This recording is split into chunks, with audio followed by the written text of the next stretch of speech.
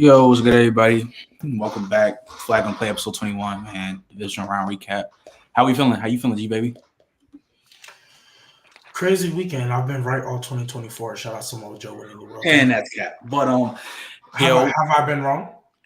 Samoa Joe won the world title, and I haven't missed we it. don't care. So Yeah, we don't care. Anyways, Champ, how you feeling? now you don't care because you were wrong. I'm good, man. Enjoying this Georgia weather, 40 degrees. So I'm good. Mo, how you feeling, bro? Oh, Mo, you on mute, gang. You on mute, You on mute, gang. Oh shit! Every time, dude. It never I'm cool. Sports talk. Yeah, I'm enjoying the San Diego weather, 65. Yes, Last word. I'm good, my boy. Appreciate always having me on. Donnie. I'm good. Just enjoying the Iowa weather, about 30 degrees, Below that zero. That boy No, Donnie. no. We were at 30 degrees below zero a week ago. Now we're That up. boy Donnie, the most hated man on my page. Golly. But and then of course, my big headed brother here. How you feeling, Shirley? I know you tired from work. Boy, literally just got in the door. So Well, y'all still doing official visits? we doing all kinds of stuff. So All right, but now let's get into it before we start talking about these playoffs, bro. Because I saw this a while ago, and me and Mo were just talking about this the other day. Yo, Keyshawn Johnson's dead. The reason why our generation don't like old heads. I swear to God. Did y'all see what he was talking when him and Richard Sherman was going at it on Undisputed? Did y'all see what happened? no, what happened? No. Bro, I ain't see it. I don't watch that They shit. on Undisputed. I think they just chopping it up. And then Keyshawn Johnson be like, yo, Richard Sherman was a nice corner. He was a nice corner. I would love to go against Richard Sherman in my day. I'm not trying to violate Keyshawn Johnson. He's a former number one pick. If you want to say his career is underwhelming, by any means, I don't even care to talk about it. But bro, acting like he about to just fry Richard. He would fry Richard Sherman. They would have matched up. Like, Can I go first on that one? who bro Can I think say- he is? I want to hear Mo go on this. Go ahead, Mo. Mo, go ahead. He froze? Yeah, he My froze. bad. That's fine. That's funny. He froze raising his hand. That's crazy. Wait, Mo, go ahead. You here? Oh yeah. I'm here. Yeah, go ahead. Oh yeah, man. Keyshawn, like I said, like if it was just regular, like I understand that, like people talk a little shit. It comes with the sport. I really wouldn't have cared. You feel me? Even though Richard's clamping him, but regardless of that, you feel me? I wouldn't have said nothing. It was just how sweet he tried to play Richard Sherman, bro.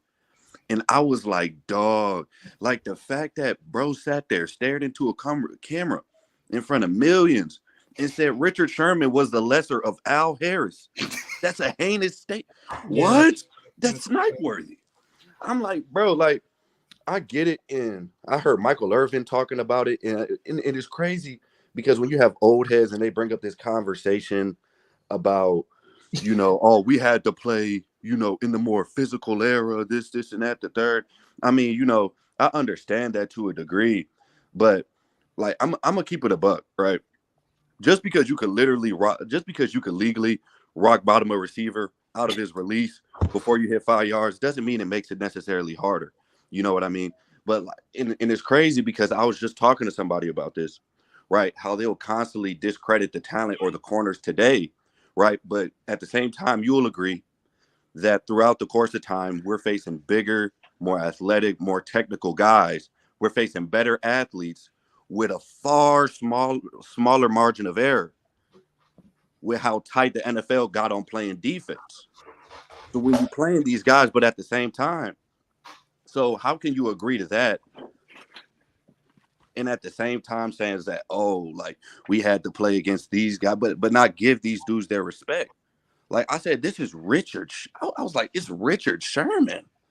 I was like, we not just talking about somebody who came and went. We talking about an all-decade team corner. We talking about a 5-time All-Pro. We talking about somebody who was one of the staples for one of the greatest defenses ever. But that's just all I had to say about it, man. But that whole situation was insane. Go ahead, champ. Hey, I'm gonna just say this, and because I watched Keyshawn play, you wasn't even in that top tier when you were playing. That's number one. I mean, you was nowhere near a T.O. You was nowhere near a Calvin Johnson. Matter of fact, it's hard to put you. Matter of fact, the minute that they signed T.O. in Dallas, they got you up out of there and got you to the Panthers. I'm gonna be honest with you, Champ. He's not even a top 40 receiver ever. He's not. He talking to Sherman like he really one of them. Like, but the thing is, there was times when he was either on the Jets or on either the Tampa Bay Bucks where he wasn't even the best receiver on his team. Remember, his first 2 years, they was asking questions about Keyshawn on whether he was better than Wayne Corbett. I was about to say. Remember that? Trey? I was about to say. The Hofstra legend himself. Yeah. There was questions about whether he was better than Wayne Corbett, whether Wayne Corbett was the heart of that team doing that receiver corps. Then he went to Tampa where he didn't get along with Warren Sapp. And then there was questions on whether he was the best receiver on that team. Because remember, every time John Gruden called you personnel, he wanted McCardell in there. Yep. He didn't want Keyshawn in there. That's how come he yelled at John Gruden on the television. And when you notice in that clutch play in the 2002 NFC Championship, when they played against the Philadelphia Eagles, who did they throw the ball to? They threw the ball to Jared Vicious. They did not throw the ball to Keyshawn. And Warren Sapp said himself, I'm not going to – this is Warren Sapp's words. And if you don't believe me, go back on America's Game 2002, Tampa Bay Bucks. He said, I'm not going to say he couldn't play the game, but was he one of them air specialty types? No, he wasn't. I mean, he was not up there with Moss. He was never a Moss. He was never a T.O. He was, like I said, it was questions of whether he was the best receiver on his team. So, last one, how you feel about that, bro? Man, I'm at a loss of words because, like I said, I don't watch Undisputed, man. I ain't know what Keyshawn said. I ain't seen no viral clip of it or nothing like that. But the disrespect to Richard Sherman has to stop, bro. Because this is Richard Sherman, at the very least, is one of the 10 best corners we've ever seen play this game, in my personal opinion. And to sit here and for Keyshawn Johnson, out of all former receivers, to talk as if he can give him work. Come on, bro. Like, let's just be real for 2 seconds here, bro. Like this, Richard Sherman was the lone corner I ever seen put Antonio Brown in jail. The only corner I've ever seen do it. If he could clamp up AB to Dez to Julio, yeah, Keyshawn another Tuesday night practice, bro. Like that's not difficult, bro. Like it's not. Like let's just be real about it. And anyone else want to comment on that before we get to I don't know why we're I'm taking Serena Williams' ex-boyfriend serious. Oh, you're wrong for that, bro. You are dead wrong for that. Is that not when he was his most famous? That's crazy. When he was dating Serena Williams, didn't Jamie Foxx make a fake song about it? That's the most interesting he's ever been. Wow. The only time Keyshawn Johnson could possibly take Richard Sherman is when he was in Tampa Bay. And even then, like 35. And even then, I don't think so. Like, the only thing that's come nearly as disrespectful on that show is when Skip Bayless was talking down to Shannon Sharp and Shannon Sharp had to say, I'm in the Hall of Fame. I got a gold jacket. I got 3 Super Bowls. And Skip Bayless was like, and? So, like, this is the only thing that comes. I never thought that moment would ever get close to being topped. This is almost there. Keyshawn Johnson is Paul Pierce. This is what happens when you think you're way better than what you actually are. Whoa. At least Paul Pierce got a where's the gold. At least he's in the Hall of Famer. No. Relax. Hold up, pause. Before everybody goes crazy. No, because you guys are focusing on the name and not the analogy. The reason why I called him Paul Pierce is because Paul Pierce walks around here thinking that he's much better than he actually is. So then he says he's better than players he's nowhere near. And he tries to disrespect players because he thinks he was something he's not. That's what Keyshawn Johnson is doing. Because let's be real. Let's be real. Real talk. What do y'all remember Keyshawn Johnson for? That he was on that Bucks team. That he's the number 1 overall pick. That's it. And he was dating Serena Williams. I don't even remember that. I remember him being a low overall in Madden 05. I ain't gonna lie, that's what I remember too. Fair enough, Trent. Fair enough. So therefore, he said I would love to play against. Like, don't get twisted. Like every dog I say, like every dog guys. I done literally seen Stevie Johnson fry Darrell Reeves time in and time out. But like Keyshawn, like, did he ever have a day? You said every dog has one. Did he ever have one? Yeah, like real talk. Did he ever have one? Because the crazy thing is that he's talking like bro. When I tell you, when you watch the clip, bro, he was talking to him like he like Apple, like he was talking like he. Swear to God, bro. I went against Ty Law. I went up against Al Harris. He said Al Harris. I went up against Patrick Surtain's dad. I went up against Champ Bailey. The only corner that he named that Sherman isn't better than was Champ Bailey. Like he was trying to play, like he was just Sharman. Like he was exactly. Didn't Champ Bailey put him in a seatbelt? I mean, like the thing is though, but Trey, this is why I go back to where this is why our generation don't like y'all, bro. Y'all always be bugging. All right, okay. I also find it funny that Sherman's closer to Champ Bailey than anyone else you mentioned on that list. Exactly. Wait, hold on. I gotta address Trent for a second because I know I get put in the old head category because I'm older than y'all. But real quick before you go, both of them are better than Ty Law and what's his name, Al Harris. So yes, both of them are. Yes.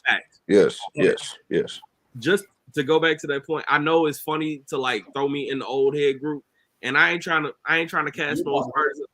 I'm not trying to cast no aspersions on the old head, but like Richard Sherman is my era. What you talking about? Don't lie to the people about your age. Sir, I just turned 30. Like I watched to the people about your age. I watched Richard Sherman at Stanford. Like, sir. Don't lie to people about your age. What are you talking about? But Trent, we could also. I'm not gonna lie. I thought you were younger than that. But Trent, I gotta give the devil's advocate part here though. The reason why the old heads sometimes talk like this though is because Trent, I've pointed out about you a couple times. You kind of just take a shit on anyone before 2000. Whoa. So you kind of tend to do that from time to time. Just because I said Steve Large is not a top 10 route runner, just because he's in the Hall of Fame because of his route running, that don't mean he's a top 10 route runner ever. He was great. Yeah, he did what he did for his time. He excelled at it. The controversy is the problem. That's why relative to era matters. Here is the problem, because when y'all say what he did for this time and this, that, and the third, here is the problem. Yeah, he was great for his time. Yeah. Just like sprinters back in 1980 were great for their time. Guess what? It's 2024. A lot of guys are faster than those guys. It's okay. They can be great for their time, but not be better than people now. Like for example, Trey, you say it was for a clip, but you're not the only one who thinks like this. If you tell me Michael Irvin is better than Antonio Brown because he played in a tougher era, you're a casual. Like I can't take you serious. Trey, I literally prefaced this by saying, I know you said this for a clip, but there's a bunch of people out there, old heads like yourself, sir, who actually believe that. There are a lot of people who will come out here and tell you that that John Elway is still a top 5 quarterback. Yeah, like be dead serious, bro. Be dead serious. Exactly, bro. And that's where I said that this. It will dead be saying John Elway's a top. Like you're losing. We are in 2024. If you said it's in 2005, capiche? Cool. I'm cool with it. I don't care. We're in a totally different era. Mad players done been better than a lot of people. Like, I'm sorry, if you really trying to tell me to this day that Michael Irvin's a top 10 receiver in this game, I want to RKO you. Now,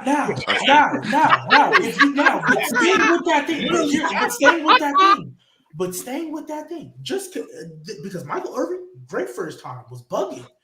Obviously, we know how everybody feel about Jerry Rice. There's a bunch of receivers back in the day that was hooping. Unfortunately for them, they aren't Terrell Owens, Randy Moss, Larry Fitzgerald, Antonio Brown. The list can get going. There are receivers that came that are just better. And you guys aren't going to like this, but I'm going to keep it going. Let's just be real. This is probably the deepest quarterback class we've had in the NFL. This is the deepest wide receiver class we've ever had in the NFL. There's going to be somebody. We already got Tay Adams creeping top 10, right? There's going to be some D-Hop. You can maybe if you want to push it, maybe. But other than that, there's going to be guys coming in eventually that might hit that. Quarterbacks, again, we've already said this is probably the deepest class. We just had a CJ Stroud type rookie year. Everybody elevating Jordan Love to them situations. Even though we can call it an anomaly type year for how bad the quarterback play was, let's be real.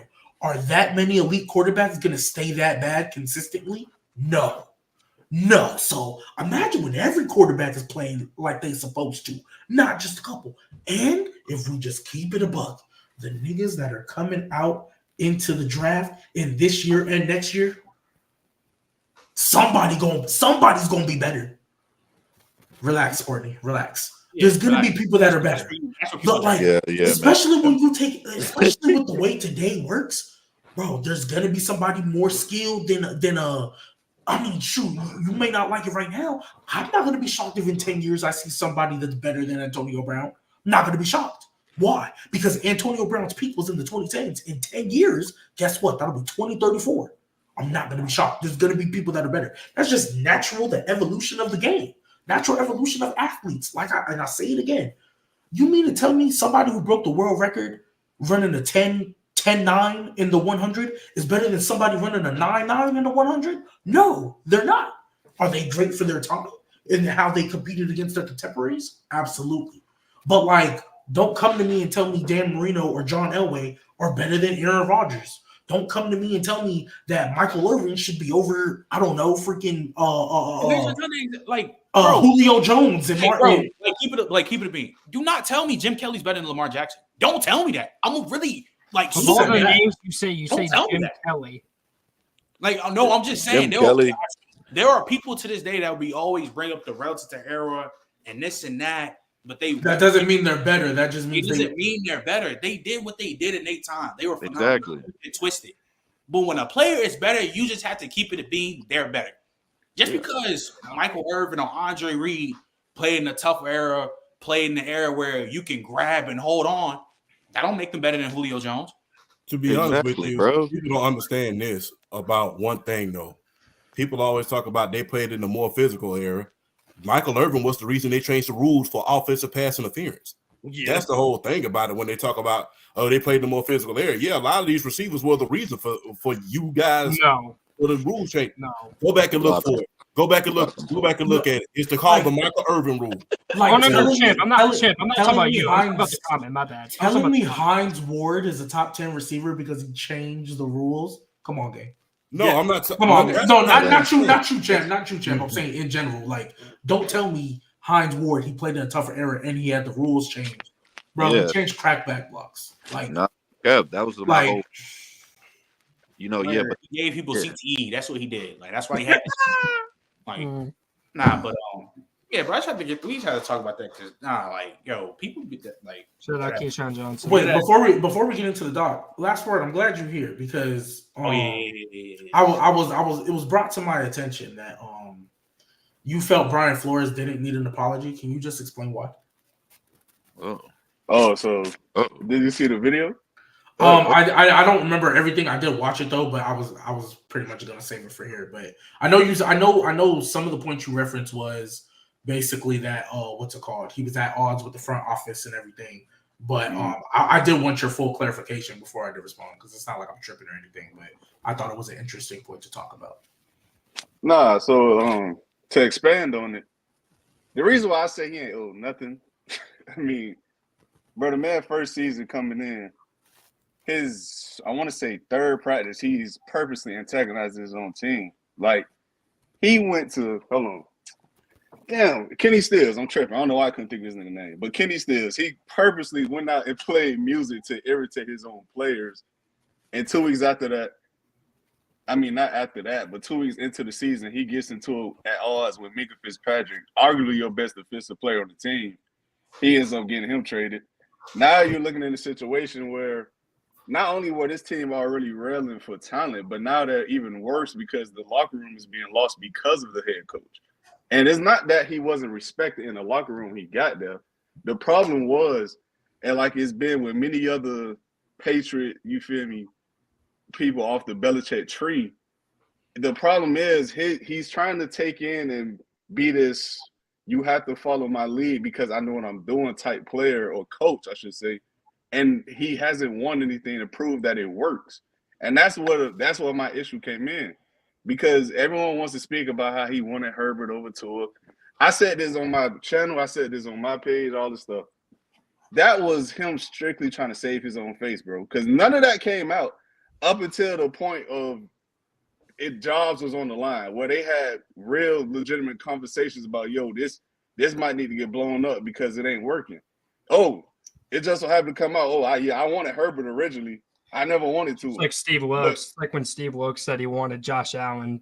Exactly. It's been a year and a half. Don't tell me now you wanted Justin Herbert because now it's not working. Don't tell me that. To me, that's just a cop out of you trying to save face. So that's why I said I don't think he deserves it.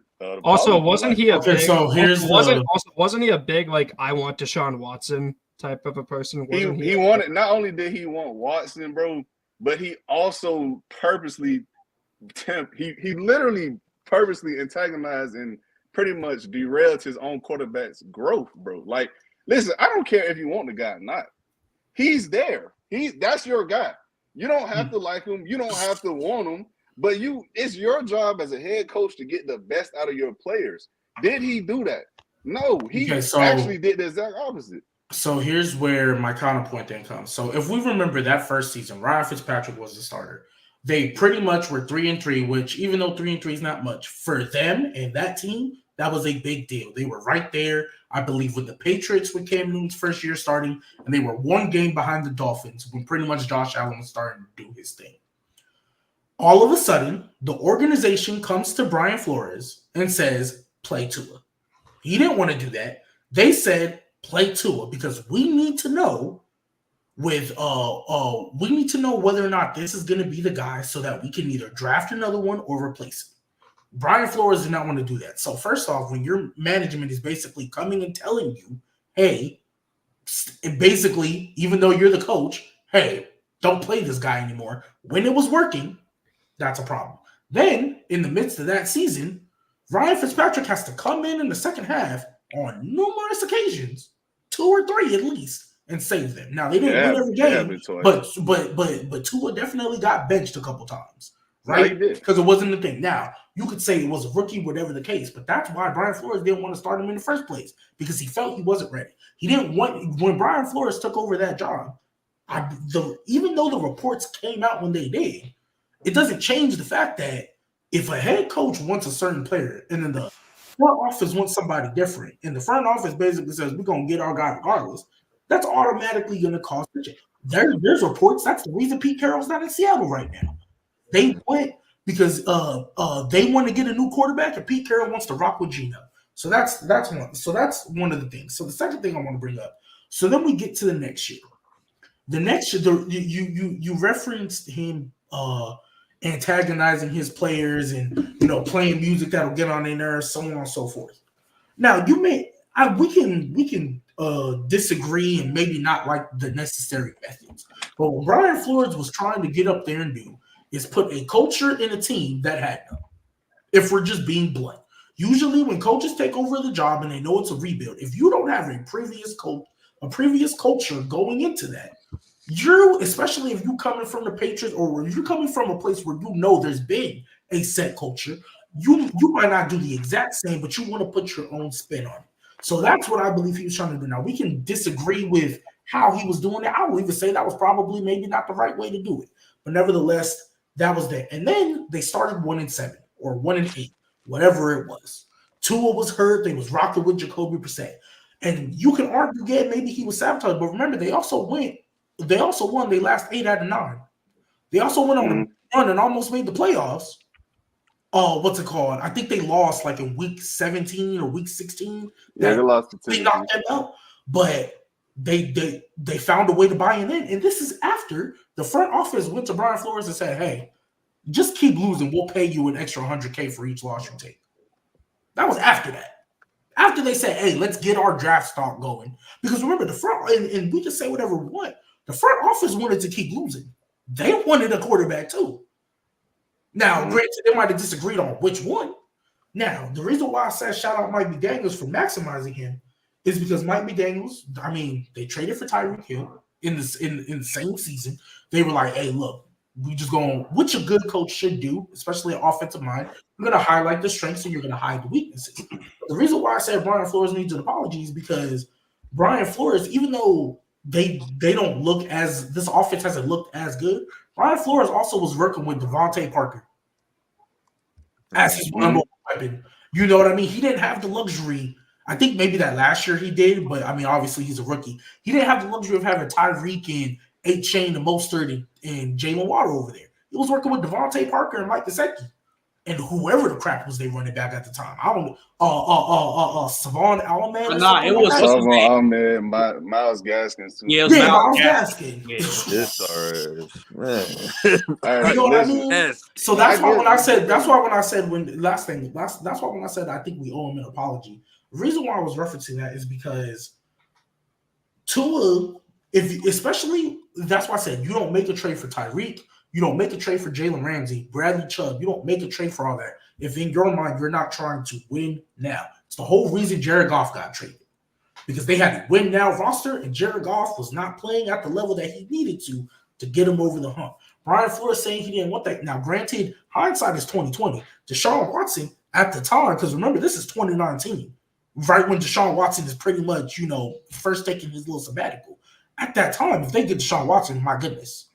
What the difference is. Now, granted, now it might be GG's, but at the time, oh yeah, that Deshaun Watson, who wouldn't want him?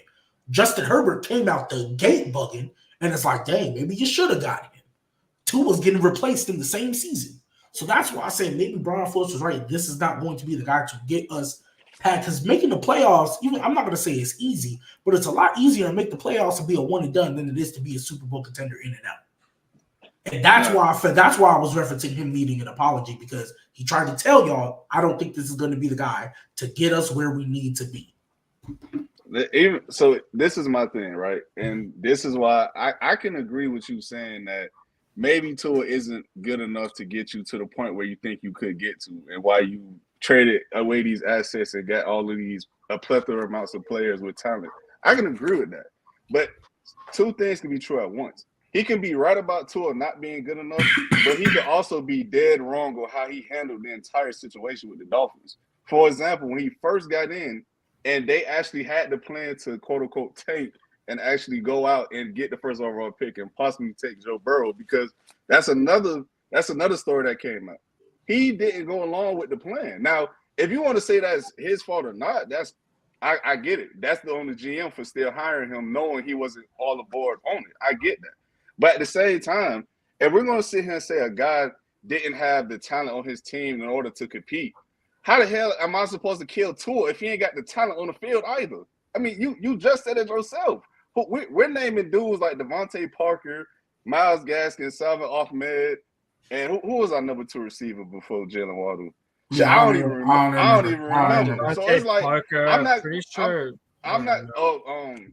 Preston Smith, that's who it was. But I'm not gonna sit here and kill Tua in an offense that was absolutely horrendous. No, so to rebuttal that, so I agree with you that he didn't necessarily follow the plan, but I think the reason he didn't follow the plan, because let's be real, when they started 1-9 or 1-8, whatever it was, 1-7, he was about to get fired. So it's kind of like you can pay. No, he was. Because it's like, okay, you're going to pay me $100K to lose just so you can fire. You're going to pay me $100K to basically keep losing, go 1-15, 2-14, whatever the case, and then you're going to fire me. Because let's be real, I don't agree with that, bro. His job was never in jeopardy. That was the media pushing that narrative because they thought the Dolphins was doing the league a disservice by purposely. But you want to know why I disagree with that? He never was going to lose his job. But here's why the would they? reason Why and I don't like why doing would they this. tank in a QB class that was also viewed as weak? I just realized that. Why would they tank? Because that was the 2022 draft, wasn't it? No, it wasn't. It was 2021. It was 2021. So they told him to. This was the Joe Burrow year. This was Joe Burrow and Tua. This was the Joe Burrow.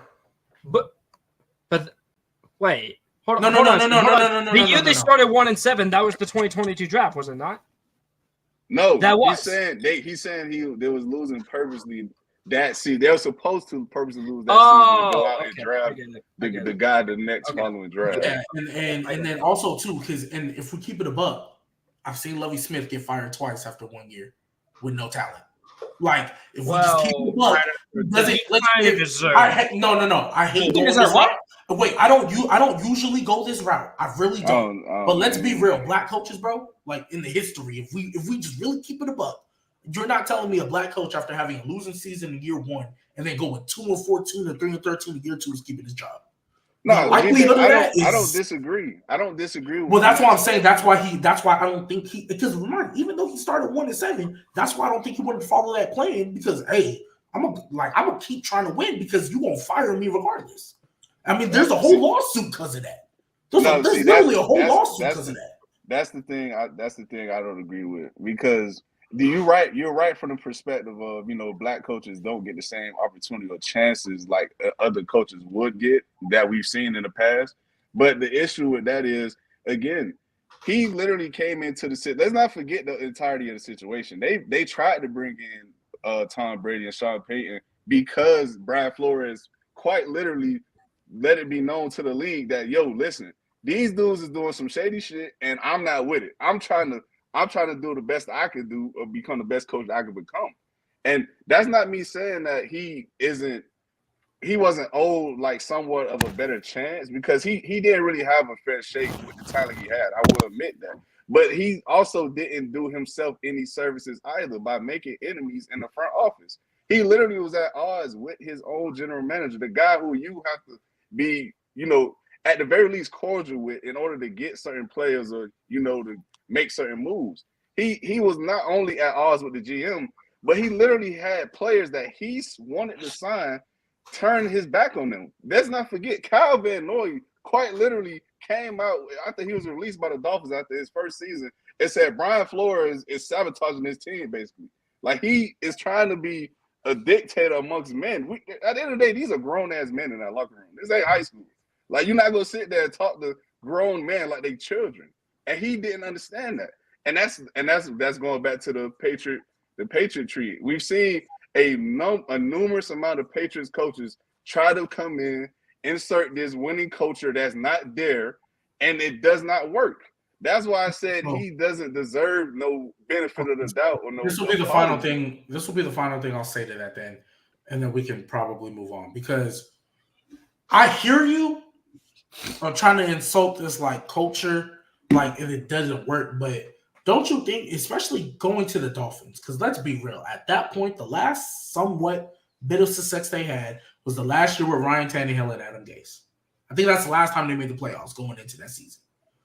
Don't you think if you're coming to a team that legit, y'all haven't won anything, y'all don't have a culture, it's nothing but losers here, and we're trying to fix it. Like, I can agree that maybe because you're not going to please everybody. There's going to be certain taxes that ain't going to work with some people and it's going to work with none. But I'm going to reference the Lions as an example only because even though Dan Campbell did get that third year, remember, kind of the same thing. Started 3-13. It was none but losers. Remember, Jared Goff got sent there to die. It was none but losers. Tomorrow came on second half of that year, but they were 3-13. Couldn't beat the Steelers with Mason Rudolph. Had a tie because they couldn't beat the Steelers, and they were trash then. Next year, they start 1-8, whatever it was. They finally start going. This third year, Dan Campbell finally pretty much got everybody else to buy in. It took a minute, but I don't feel Brian Flores ever truly got the opportunity to get all them dudes to buy in because especially when you're taking over a team that's used to losing. Them dudes that's there, they pretty much just there for themselves. They don't really – most of them dudes, if you're on a losing team, especially in the NFL, bro, they're not going to buy into to culture and all that when they know they're on a losing team. They just there to get their paycheck, whatever the case. So that's why I feel if they would have backed Brian Flores a little bit more, because yes, they were at odds, and I'm not saying it was totally on the front office, but they had a part to play in it too. And I feel like they would have been able to back him if they would have been able to back him so he can get that third year, truly get the guys to buy into what he was doing. I think we would have a different discussion. All right, this will be my last point, Trey. We can move on. The only thing I have an issue with that is I don't get what else he could have done possibly for that franchise that they didn't get. Well, I don't get what the franchise could have possibly done for him that they weren't already trying to do. Because they went out the next following offseason. They went out and spent over $80 million on free agent players. They went and got you Byron Jones. He wanted Byron Jones personally. He wanted another corner to go along with X. He wanted to go get Shaq Lawson. He went and got Emmanuel Ogba. He went out and signed Eric Flowers to help improve the O-line. Like, they made moves to show that they're fully devoted and behind this guy to the point where they went out and signed 3 former Patriots players who he felt would come in and play his system well. So I'm not disagreeing that more could have been done, and maybe he did deserve another year. But when you're at that point in your career as a head coach where you're losing not only your locker room but the trust in the front office, where it's to the point you're walking through the hallways and people purposely avoid you, bro, that's a problem. Like, there's no other way around that. That's an issue that can't be fixed at that point. All right, so like we can move on to this game, but I'm gonna listen. I guess not a rant, but talk about the Bills game and shit like that. But and I said this on game pod, but I think like that the Diggs slander is so like it's mad unnecessary. Like when I mean like unnecessary, it's mad unnecessary. I want to pick and choose. TD, I want to pick and choose. Is it? We want to pick and choose when we want to use context for football and X's and O's and standpoints. Talking about and yes, we want to pick and choose when to do that. But when it comes to Stefon Diggs, I just want to push out a narrative. Everybody named Mama know the only person that strikes fears in that Bills offense is Stefon Diggs and Josh Allen. If you stop Stefon Diggs, what else is the Bills offense? There's no other player that Dalton Kincaid is on the way. He's on the way, but he's not there yet. You can't name me an elite receiver that's on a contending team as a number one that doesn't have a good wide receiver 2 right next to him. Or a good tight end. You said who? Davante Adams. Are they in the playoffs? And is Davante Adams known for a good playoff performer? Yes or no? No, he's not. Stefon Diggs. That's going to lead into a whole other conversation then, but continue. That's going to lead into a whole other conversation then. But Davante Adams is not known for going stupid in the playoffs. The biggest game he had was crazy empty stats because the 49ers putting belt to ass on him when Raheem Mostert was ran for 300 yards. Davante Adams ever really wide receiver one? It was like 280 yards before contact. So then was Davante Adams ever really wide receiver one then? That's what if he isn't, if he's not showing up when it matters most, if he's not showing up when it matters most, what type of logic? Hey, G, ain't that getting the job done? Hey, that's not getting the job done. You know who was getting the job done? Wait, so G-Baby. But G-Baby. Wait, though. You know what's the funny part, though? You had him as the best receiver in the league, so why are you talking about that? Yeah, no, but now you're opening my eyes. You just opened my perspective. All right, so open your perspective. If that's the case, now I'm starting to think. Okay, so G-Baby, is Justin Jefferson top 2? Man's going to remake his 2020 wide receiver list right now. No, he dropped under 50 yards. You know why he had under 50 yards? Oh, let's put Adoree Jackson and Xavier McKinney. Let's bring the whole house and Delta team. Wait. Hold up. I didn't say not to add context, but if I look at Davante Adams, like especially that last playoff game when they was playing the Niners when they lost like 13-10 or whatever, I don't think he was getting double teamed or triple teamed like that. Nigga, what? He was getting bracketed everywhere he went. I'm not. Was he? Hey, maybe I'll go watch some film and I'll come back. It has been. How long is that game? Rodgers wasn't really doing him a lot of favors. How long is that game? Exactly. Like as a Packers fan, bro, like Rodgers wasn't. Has it been 3 years since? That's one of the very few instances where he does deserve. Hey, wasn't Cooper Kupp getting triple teamed and still getting? Hey man. Did Cooper Kupp not have a good wide receiver too? Not when Odell got hurt.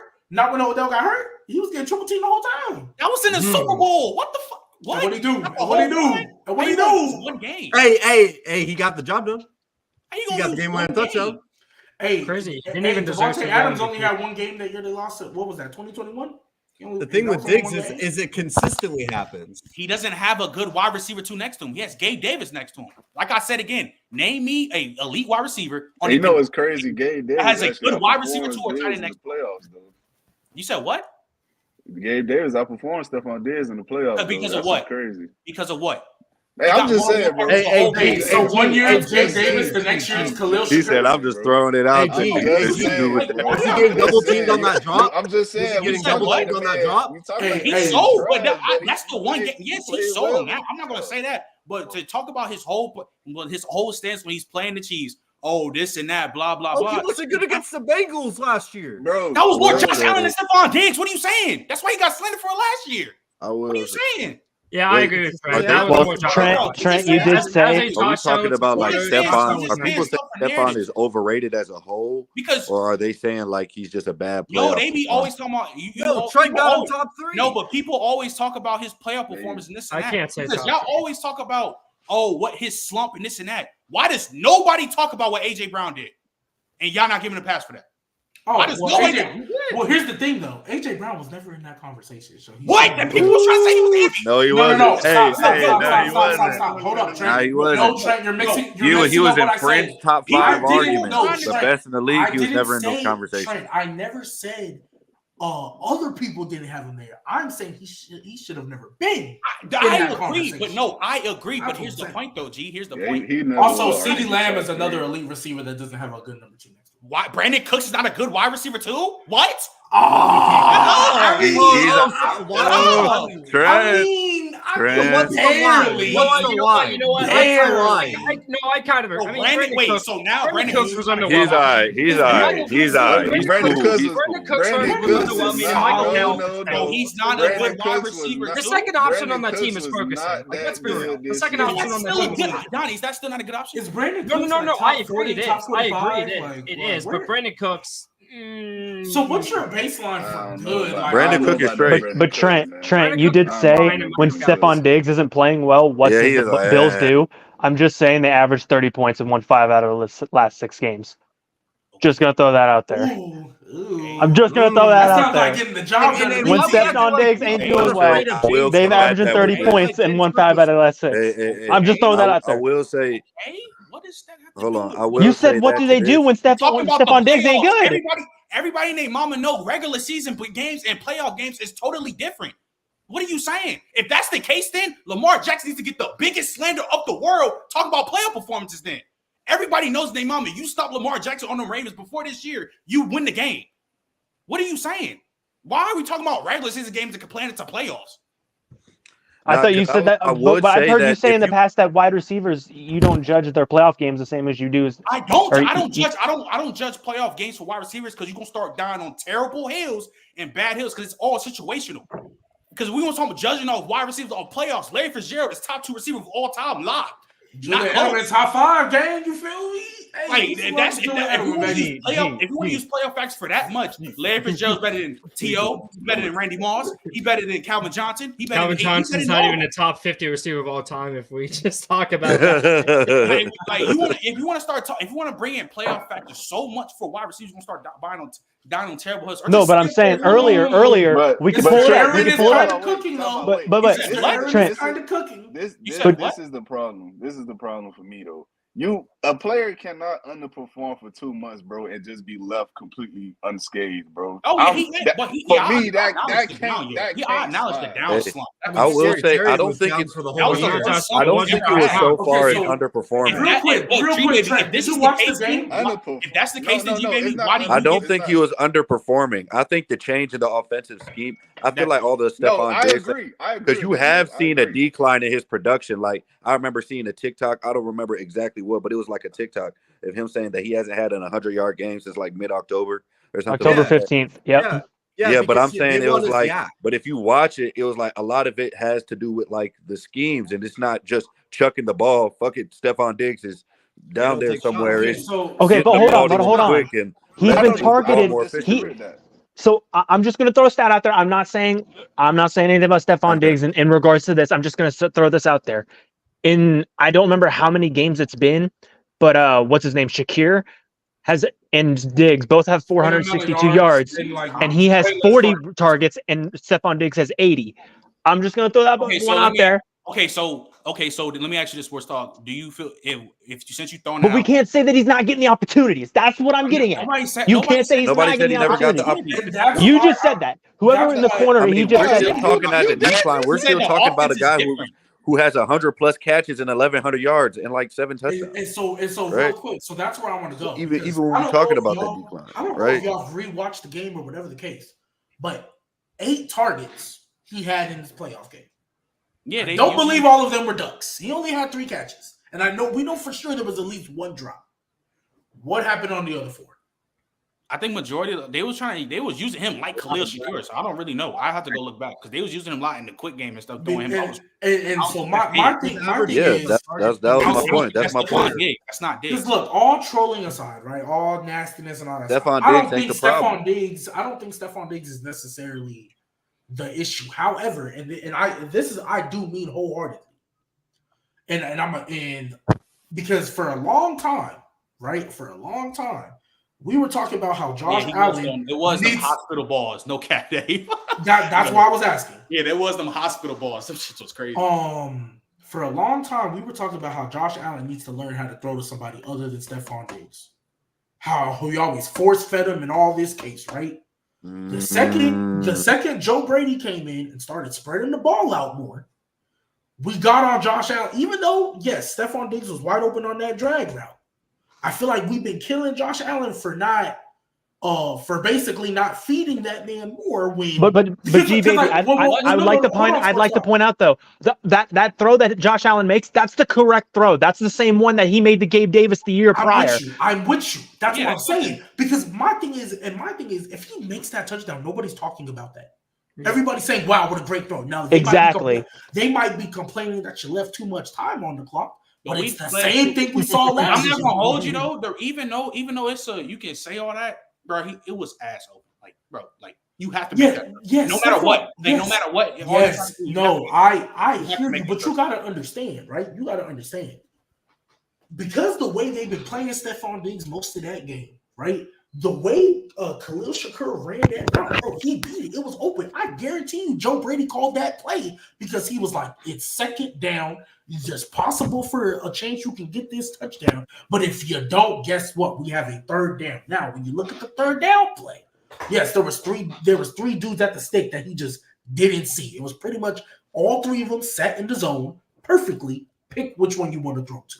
So yes, now that next throw for sure. But my thing is hindsight is 2020 because the only way we're still criticizing him for throwing that touchdown is if Mahomes goes down. Because remind you, they would have needed to get a touchdown, not just 3 points this time. They would have needed to go get a touchdown.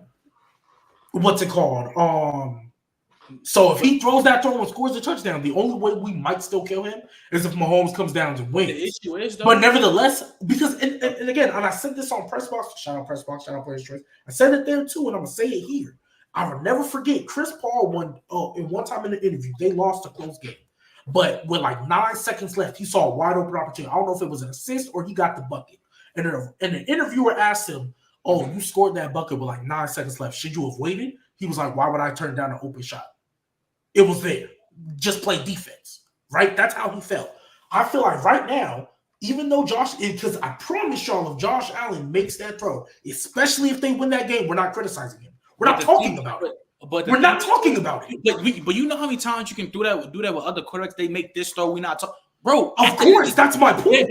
But that doesn't mean it was a bad decision. At the end of the day, though, at that standpoint and what in the game, you have to take that. No, it's like going forward on 4th down. If you get it, you're a genius. If you don't, you're stupid. The decision wasn't bad. The decision to go for a wide open touchdown is never a bad play. But in this instance, the defense couldn't stop a cold. Patrick Mahomes and them was wild. They've got multiple stops during that game. Like, you might not no. Let's not forget. Just before that, if McCole Harmon doesn't fumble that ball out the back of the end zone, it's a double-digit loss. Okay, listen. Back to ifs again. And if Josh Allen loses that fumble that he just had earlier in the drive, that could have been a score itself. And what if Allen completes that pass? But sports talk also too. Mahomes goes down and wins the game. But you're saying that, but we're not sure because let's be real. Because remember when they got that opportunity, McCole Hardman fumble. Remember that was a short yardage situation. Did they not get that ball in the red zone? Did they not get the ball in the red zone? Like if that has to be a full lane drive, there's no guarantee they're getting all the way down there. I just think and then the same way we would complain about these receivers all year, there's no guarantee they're gonna all of a sudden come through. I don't care that MVS caught a long pass one time. MVS had a good game. You're right. Yeah, like that's what I'm saying. That's what I'm saying. In this instance, though, bro, you got to take the safer route. And the safest route, and the thing is, it wasn't even safe. It's glaring. You talk about, he's wide. That, bro. Khalil Shakir wasn't just wide. If Josh Allen, Khalil Shakir was wide open. That's the problem. I'm saying if he made it, that would have been a crazy dot. He was open. Nah, if he was wide open. Yes. He was wide open. If he was wide open. No one was within 7 yards of him. That's my point. That's my point. That's my point. Yes, it was a bad pass from Josh Allen, but bro, nobody in their right mind is turning down a wide open touchdown. If they see that, if there's a wide open, why wouldn't you take it? He did get hit as he threw the ball, though. Barely. Yeah, he got that. That's the only thing I but that's fine. But he got to feel that because pressure, guys, bro. even if he throws that check down, even if he throws that check down to Stefon Diggs, there's no guarantee they still convert. There's no guarantee. So why wouldn't you take the open touchdown? It's right there. Yep. It's right there. Yep. Yeah, okay. I think this is the only thing that you could come back with, G baby. I think this is the only thing you can come back with. And I agree. If you get the touchdown, take it. I understand. But at the same time, if you sit there and you lose the game because you scored too early and you lose because of a game-winning drive again from Mahomes, you look at it and go, man, why can't these guys – why did they make the same mistake over and over again with clock management? Okay, so right, you can't sit here and make the same mistake over and over again and not be called an idiot. Right. The last time was a field goal with 3 timeouts. This time here is the difference. With only 2 timeouts. Here is the difference, because Donnie just said it. First off, even though it was 17 seconds, they only needed 3 to tie it. Here's the other difference, right? Let's just say, for instance, because again, granted Tyler Bass missed the field goal, but let's just say for the sake of this instant, because you said, time management. Out of the 2-minute warning, why are you throwing 2 straight passes? That's what I was getting at. Yeah, I was shocked they were throwing it. Because that's my thing. I think second down should have been QB run. No, I don't care. QB run. Josh Allen, go. Because I'm making them use a timeout. Because like you said, what's it called? They still had 2 timeouts, but they would have had to go the length of the field. Because let's just say, even if you try to preserve clock, everybody keeps saying, Tyler Bass, he was struggling. Even if they run down the clock, they miss the kick, they still lose. Because I look at Sean McDermott for this. I look at Sean McDermott more for this than I do Josh Allen at this point, because you've done this multiple times to where it's Josh Allen can't play defense. Joe Brady. Though that was bad. Was he there in the 13-second game? Not the first time, but then it's Sean McDermott. Sean McDermott, because that 13-second game. If you want to get on him for the fake punt, fine. But I'm not blaming Sean McDermott, a defensive guy, for Joe Brady calling 2 straight pass plays and Josh Allen not executing correctly. And then Tyler Bass missing the kick. I only blame Sean McDermott though, because I saw him do it a few years ago in the game where you're you're up by 3 and there's 13 seconds left and you're playing 15 yards off the ball when Tyreek Hill's on the field. Can somebody explain that one to me? Okay, wait. In fairness, you're not pressing up on Tyreek Hill. I don't care what situation. You ain't giving him 20. No, but listen, though. Most coaches, and Trey can attest to this too, most coaches in 2-minute, 1-minute, 30-second drills, until you get to the 40 and the 50, we're not giving you nothing. Yeah. Everything underneath. Now, they just didn't tackle. And if you want to get mad at them for that, cool. But you can't do hindsight with that. You can't do hindsight press up on him.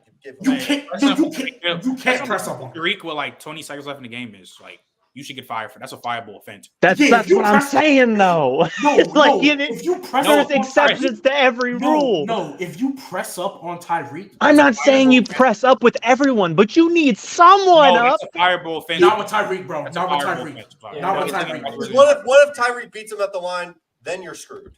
No, I'm not saying press. You don't press. But you could get one guy on the sticks on his side. All right, but I'm gonna go around the room, but I'll just say what because I was McDermott made the playoffs with Tyrod Taylor. Is that true? Yeah. They made the playoffs with Tyrod Taylor. Bro, he's not getting fired. He's not gonna get fired. But I think in the future though, the Bills I think they're never gonna get over the hump unless they get an actual Don Kincaid upgrades, unless Don Kincaid has a huge leap next year. So I said he's on the way, and I think he can actually be the best tight end in that draft class, potentially. unless he makes that legit step, they have to get a wide receiver. Oh no, sorry, Bills fans, it's over. Josh Allen's cap space goes from 18 to 48. You're toast. Oh yeah, but you can say it's over. It's not over unless Josh Allen is gone. That's all. Oh no, burnt crispy toast. You know what's also so funny? And Tegan, you have Josh Allen. Tegan, I'm gonna let you go after this. But you know what's so funny? You want to fire Sean McDermott because of the defensive issues, but you're saying what the Bills need to do is get another offensive weapon. So what's really the problem? Hey, is it Sean McDermott in the defense was really or is it the offense? That's another thing. That's another thing no one talks about, dude. This was the most injured defense in football by y'all know Von Miller didn't have a sack coming up. They were bringing dudes off the couch just to start at linebacker. Not bench. They were bringing dudes off the couch to play as starting linebacker. So was Miami though. Miami was doing the same thing. Miami. Okay. Well. Wait, Tegan, go ahead. Tegan, go ahead. Josh Allen and they have Tua. So. Hey, you know who could? Relax. You know what $30 million would pay you? You know what that would get you in Von Miller's dead cap this year. That's what for 0 sacks. You got 30 mil sitting in dead cap, and you have 3 more years of this. And you know what's so crazy? More depth. I think you restructure. I mean, let's be real. We can't restructure until 2025. When Von Miller signed that right now. When Von Miller signed that contract, we all were like, "Whoa, that's way too long. That's crazy." Yep. But bro, did y'all know he played 14 games and didn't have a sack? Mm-hmm. I didn't know he played 14 games. That is I didn't know. I don't think any of us disagreed with the money. It was just the length. Like he was legit coming off one of his better seasons, especially in that playoff run with LA. He's 35. He's 35 edge rusher. That had I wouldn't give him that money. Go ahead. Money wasn't awful. No. I have to say this because again, y'all, Von Miller is my generation. Like I watched this dude play at A&M. He just trying to prove he's young. No, like I'm sorry, Trey. Go ahead. I'm sorry, Trey. Go ahead. I'm young. Hell, I'm sorry. My great grandfather watched him play too. Von Miller only a few years older than me. But my point in saying that is, like, dog, when he got signed, we all looked at that and we're like, we just watched you give the last like eking of elite talent that you had for this Super Bowl run in LA. Dog, the tank is empty. Like, but that's more dumb on the Bills though, because I mean, if I'm Vaughn, I'm not saying that he shouldn't have taken the money. You should have taken the money. Because if somebody's dumb enough to give you that kind of money for that long at this point in your career, you damn sure take it. But on the Bills side, the fact that you looked at that and was like, oh yeah, he's gonna be able to do that again after being 34 and having multiple real year-ending injuries. Like this ain't the first time he has gone through an Achilles tear or an ACL tear or anything. Like his body is beat to hell. And you were like, yeah, we're gonna give him 30 mil. Like, yeah, that's your dumb. 120. They gave him 120 million, man. They gave him 120 million, man. And I thought the Taysom Hill contract was bad. At least Taysom Hill still contributing. But the Von Miller one, it's just not even constructed good. Like their best out is in 2025 when the dead cap gets to 15 mil. And you know how much Josh Allen about to be worth this next year, right? Yep. That's what I was saying earlier. That's why I said they're cooked. Yeah. He's 2.5 times his salary cap hit next year. 18 to 48, you're cooked. The reason I don't think they're cooked is because of the fact of, one, how injured that defense really was. That defense was by far and away the most injured defense in the league, especially at the linebacker position. And then you also add on to the fact, this is something else that I've been talking about for a while. The Bills' offensive line before this year was absolutely terrible. Deion Dawkins had I don't want to say breakout year, but had his best year. Spencer Brown, this is a dude coming out of UNI, go Panthers, I go to the school here. This is a guy who's a freak athlete, went in the 3rd round, but needed a lot of development, and he finally had that breakout year, and he was a solid right tackle for them. They're bringing in Osiris Torrance back for his 2nd year. Mitch Morse, the offensive line is going to be good. This is a very good receiver draft that is very what's what I'm looking for? I guess a lot of guys are going to go in the first round. If I'm guessing about 6 or 7 wide receivers going round 1, and that's how many should go in round 1. So I don't think they're cooked. The offensive line's good. You still have Josh Allen. The defense was heavily injured last year, and you can get in the draft going into year 2. The only problem with that for me is that the defense ain't gonna get any younger either though. Because Tre'Davious White, it's not getting younger, but there's no way you're gonna tell me it gets that hurt again. There's no way. It doesn't get. Even if it doesn't get that hurt, it gets worse. This is the problem. The problem is like how G Baby just said, it's going to get worse. I mean, all of their best defensive players are all pushing 30. Or you feel me on the north side of town? Or outside of Matt Milano. Rashawn Douglas is the safety duo gone. Rashawn Douglas played really well. Come on, bro. He's your best corner. We're not going to talk about Joe Burrow. He was playing like a top 10 corner. That's not what I asked. Are you trusting him to go in the next season as your best corner? That's what I'm asking you. No. With Joe Burrow coming back? No, just say no. Just say no. You're not, bro. No, but once again, like the only team in the playoffs or like that can make the playoffs that I see the Bills probably beating regardless are the Dolphins. Let's be real. The Steelers. Let's be real. Oh yeah, sure. Yeah, cool. Because if they get a quarterback, they might. Cool. Then their offense is going to be good. Their defense is going to suck, and then we're back in the same spot. I saw them have Le'Veon Bell, Antonio Brown, and Big Ben. Couldn't do nothing with it. So, I already made my post about Mike Tomlin, but that's another story for another day. I'm just saying. Hey, you might need to warm up that seat a little bit, but what's it called? As far as the Bills go, because like let's be real, they not beating the Ravens. And this defense, they're all paid already. Either they're paid or they're on rookie contracts. Yeah, so that's staying. The Ravens have a lot of free agents. That's all. No, we're about to find out just how good the Bills are at drafting. It doesn't matter. It doesn't matter. I'm not gonna lie. You can say the Ravens have a lot of free agents. Drafted pretty well the last couple years. But even then, you can say the Ravens have a lot of free agents. It doesn't matter. They're gonna be a top 10 defense regardless. It matters because they still have Kyle Hamilton. And if they lose McDonald, that's gonna be that's gonna be a problem. What do you mean? And how long has McDonald been there? He's been there for a couple of years. He's been there for 2 years. 2 years? Yes. Their defense was good. And Matabuke, and 4 years ago. Oh, it was good 2 years ago? Oh, no. Was their defense not good 3-4 years ago when Lamar won MVP? Do you not remember Tua throwing for like 600 yards on that defense? That's adorable. That's one time. It wasn't good the whole year. Wait. When did Lamar win MVP? Was their defense not MVP 2019, bro? So we're talking 2019 to 2024. But you're telling me the Bills' defense is getting because their defense hasn't been horrendous. They've been perfectly fine for most of the time. No, it was bad that 1 year. Wait, I have to interject. So 1 year and 5. Okay, cool. I just need to interject real quick for clarification's sake. There is some truth to what Donnie is saying.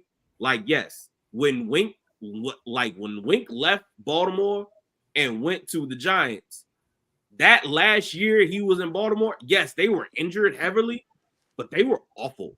They had no pass rush, none of those blitzes. Wait.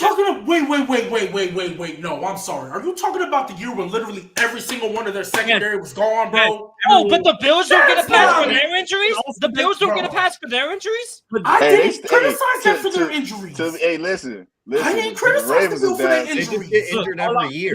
They get injured every year. Exactly. So other than that 1 year where all their secondary was hurt. Yo, all I'm saying is this. Just hear me out. The other half of that, outside of the injuries, yes, the injuries are a problem. It was also the scheme. Like Wink blitzing literally every damn.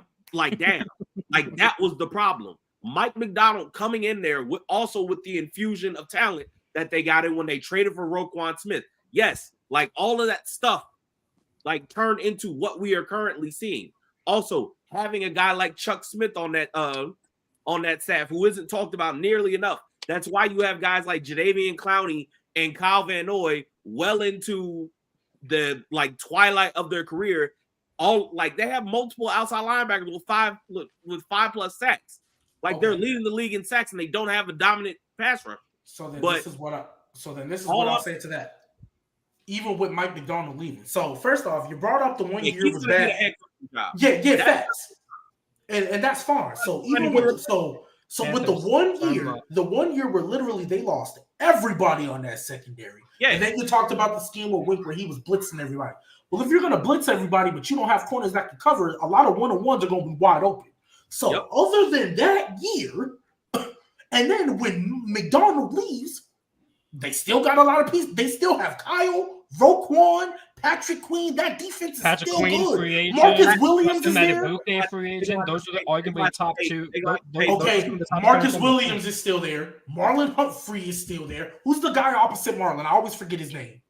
Is he not still there too? Ronald Darby. Ronald Darby is Ronald Darby. There's another one. It's another. But even then, that defense. Corner, you're right. My point was, yes, they're gonna. I'd argue the weakest position on the entire team is corner. I think we can all agree on that. And even with that, they will be fine because in the past 5 years, if you're telling me the only time they had a bad defense is when they lost their entire secondary, I'm sorry, their defense will be fine. Okay, that's fine. I never said it was going to be bad, but it's not going to be a unanimous number one. It's going to fall down. Yes, because this defense is a historic defense. You can't do that every year, but they will be fine. They will be a top 10 defense, and they'll be better than the Bills. Look, hey, I'm not saying they're gonna fall off. All I'm saying is they're gonna have to find another good replacement. It's Baltimore. All I'm saying is Baltimore. They're gonna always have to do that. I think you're underestimating McDonald, baby. But that's the thing.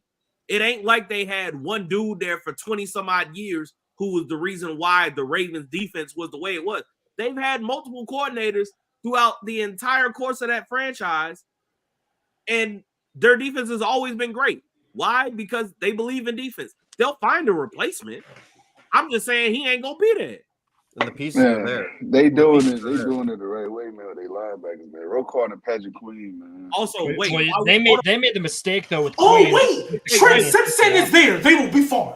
Trent Simpson is there. They will be fine. Oh God, bro, I was high on Trent. Patrick Queen walks, bro. They will be fine. They will be fine. Trent Simpson. You're comparing Trent Simpson and Patrick Queen. No, not necessarily. I was high on Trent Simpson. I didn't say it would be the same. I said they would be fine. Yeah, N'Kobe Dean was supposed to be the savior for the Eagles. How did that turn out? All right. Hold on. I need to say. Weren't we just complaining about their coordinators? Chill on the go. Wait, hold on. I need to say something. Because this just brought back something in my head, and I need to point this out because as much as I love Donnie, folks like Donnie be pissing me off with some of their little shit about who should get paid, who should get drafted high. I got to stand on my soapbox a little bit. I find it real funny that I got a whole lot of flack from folks like Donnie, not specifically Donnie, but Donnie's going to have to take the brunt of it because he's the representative for the draft nerds and positional. Donnie Kuiper. Donnie Kuiper Jr. Yeah, you're going to have to take the brunt of it. I'm sorry. But all of these folks who were, I don't know why you would ever draft a running back at 12. He's not going to be enough of a difference maker. That's silly. You should have drafted a tackle. Meanwhile, that same luxury pick that they wasted on outran an all-pro caliber freaking safety on their way to the first NFC championship for the Lions in I don't know how long. Also, it's not lost on me that the best defense in the league is not being manned by a dominant pass rusher or a lockdown corner, but two really fast, athletic linebackers and a hybrid safety. But we always talk about those guys. You can find them in later rounds. I don't say that. There's not any Kyle Hamiltons. Don't put that on me. I agree with other people. I agree with you on that. I agree with you on that. I agree with specifically the running back position. How to be the best. Although you know my take on that. Like I agree. You know my take on that. running back take. Okay, I thought Kyle Hamilton. Donnie, you agree on the running back take though? Yo, do I agree with him on the running back take? I mean, like, all I'm saying, I think Gibbs can. You know what? Maybe I was too harsh on the Gibbs pick. You know what? I'll go and say that. Maybe I was too harsh on it because they are using him in the right way. They're not making him the true bell cow guy. They're not, giving him 200, 300 carries a season, or they're not pounding him into the dirt. So you know what? I won't say it was a bad pick. Absolutely not. Maybe back then I did, but I'll own up and say I made that mistake. I think taking running backs in the first round is a bad idea. That's across the board, though. And I'm sorry, this is where I need to interject. Like a Bijan. Wait, what happened? This is where I need to interject about this whole not taking running backs in the first round. That's dumb. Because if we keep it 1,000, I don't know where y'all get this idea from. Because if you look at the majority, because obviously not everybody hits. If you look at the majority of running backs that get drafted in the first round, at the very least in the modern era, have they not been difference makers? Leonard Fournette was literally backpacking that Jags offense. CMC, we know what he is and was. Bijan Robinson, even though we can call Arthur Smith, Bijan Robinson. Saquon literally came in off the rip, and the Giants haven't given him the contract as the best running back. And then don't forget Zeke. And they haven't extended him. Don't forget Zeke. G baby. Wait, Donnie, I gotta say this. You want to hold on? Since we ain't attached to the Giants no more, I can go ahead and freely say this. You want to know why they ain't gave his ass a contract? Because they don't like they say a bunch of fucking dweebs. That's why. It's a bunch of draft nerds sitting there. Oh, he's a running back. You shouldn't pay him. Hey, guess what, asshole? If you turn on the film, the only reason why your offense is worth a crap is because of 2-6 back there. If you don't pay that man whatever the hell he asked. Oh, so wait. So we don't pay running backs, but we can pay Daniel Jones. We can pay Daniel Jones, sorry ass. Nasty word. That was stupid in itself. Shout out to Daniel Jones and AJ. Shout out to his ass. Because I said all that today. I said all that. And not only that, man, you got to think about how much of a difference Trey really needed to let that one out. I respect you for that. Giants franchise history, bro. And I said, Giants franchise history, running back always been the difference. Look, I'll admit, I wanted the Lions to get Jalen Carter because I felt that's what they needed. And I was high on David Montgomery when he signed. So I was like, you're drafting. I didn't think they were going to use him this evenly. Because they literally both ran for a K. So I was like, dang, why would you draft Gibbs when you already got Monty? Yep. And I was like, you need defense. Now, shout out to the way they drafted the rest of the thing. And I think Gibbs, it worked out. So I've walked that back. But let's be real. Usually these teams that draft running backs in the first round, let's just keep it a buck. 9 times out of 10 when they draft them, it's because it's the only position they need. And if you have generational talent, like, let's be real. Remember, look. I know we always crap on Zach Wilson, but listen, I know we always crap on Zach Wilson for his pro day. But y'all remember when CMC came out with that video of his feet? That literally skyrocketed his draft stock. Like, we all knew he was good. We knew he was an all-purpose guy. But when we saw that feet move, we were like, whoa. It wasn't, I'm not saying it's the only thing, but I'm saying, like, CMC. But you're comparing it to I don't think scouts. But listen, you're comparing it to Zach Wilson. I'm not saying, okay, you're taking that a little too literal. My point was, CMC, even though he wasn't generational, we saw kind of what he was as an athlete because we all knew he was going to be an all-purpose guy. I believe that's what made that kind of helped skyrocket him to being the 8th overall pick right after Leonard Fournette, who was the best running back in college at that point. Now, if you look across, 9 times out of 10, running backs aren't taken in the first round just for the sake of it.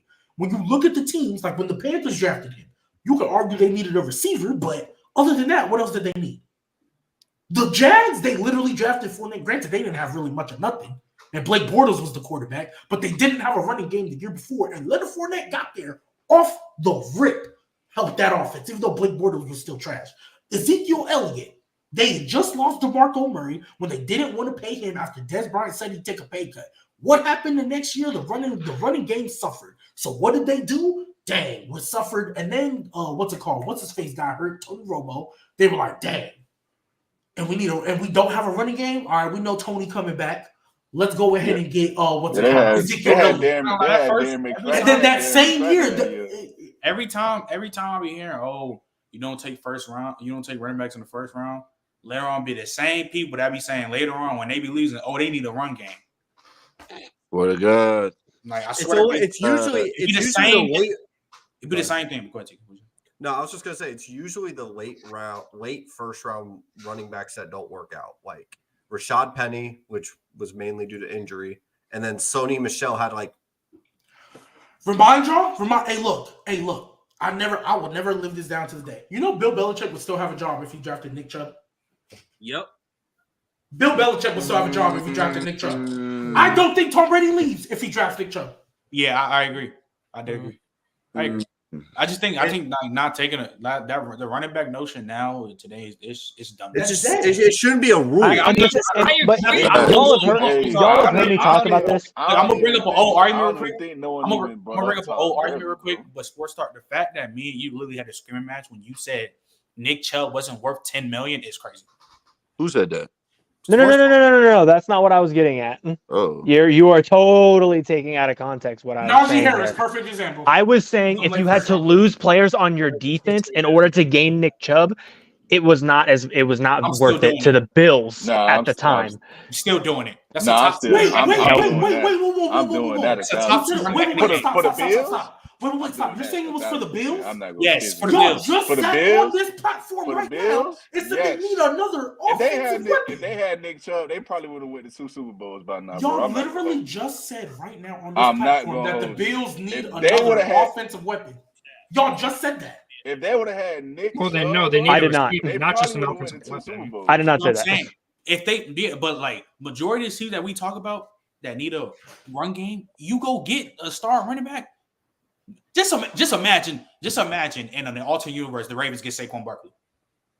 Oh, that's raps. So with Lamar's going, they're getting the ring, they're getting the Super Bowl. It don't even matter that they got the weapons right now is Zay Flowers, Isaiah Likely, Odell. He's that you get game changers for a reason. Like that's why I don't understand the notion of the running back that you don't pay them.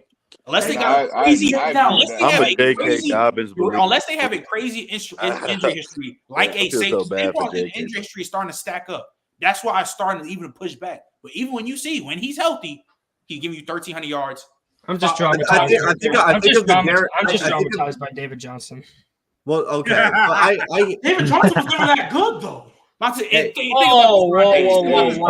Johnson. David Johnson was a dude for a few years. He's a 1 year. No, he's a 1 year wonder. Yeah, Pete David Johnson. 1 year wonder is nuts. Okay. 1 year wonder doesn't matter. After that, he couldn't stay healthy. Like if he would have stayed healthy, I'd assume David Johnson was never. He was an OPOY candidate. What are we talking about? OPOY candidate? That's adorable. That he was never in an elite tier. He was never in an elite tier like a Saquon was. Whoa. David, did you? I'm gonna heavily disagree. He was a running backs. David Johnson was a top 3 running back. 5 David Johnson was a top 3 running back. 2016. Whoa. Flag on. I didn't know David Johnson was. Come on, whoa! There's flags everywhere, bro. Had to cut him back on his camera. David Johnson wasn't what? Are you crazy? Top 3? David Johnson at one point was at least top 5. At least. That's not the question I asked. If somebody said you said was he elite? I ain't tripping on it. What are you saying? I think he had a season where you could. David Johnson was him. Nah, David Johnson 2016. Do you not remember carrying that terrible Cardinals offense? You can say after 2015. You can say Le'Veon, Todd Gurley, and then who else? Hold on. I got names.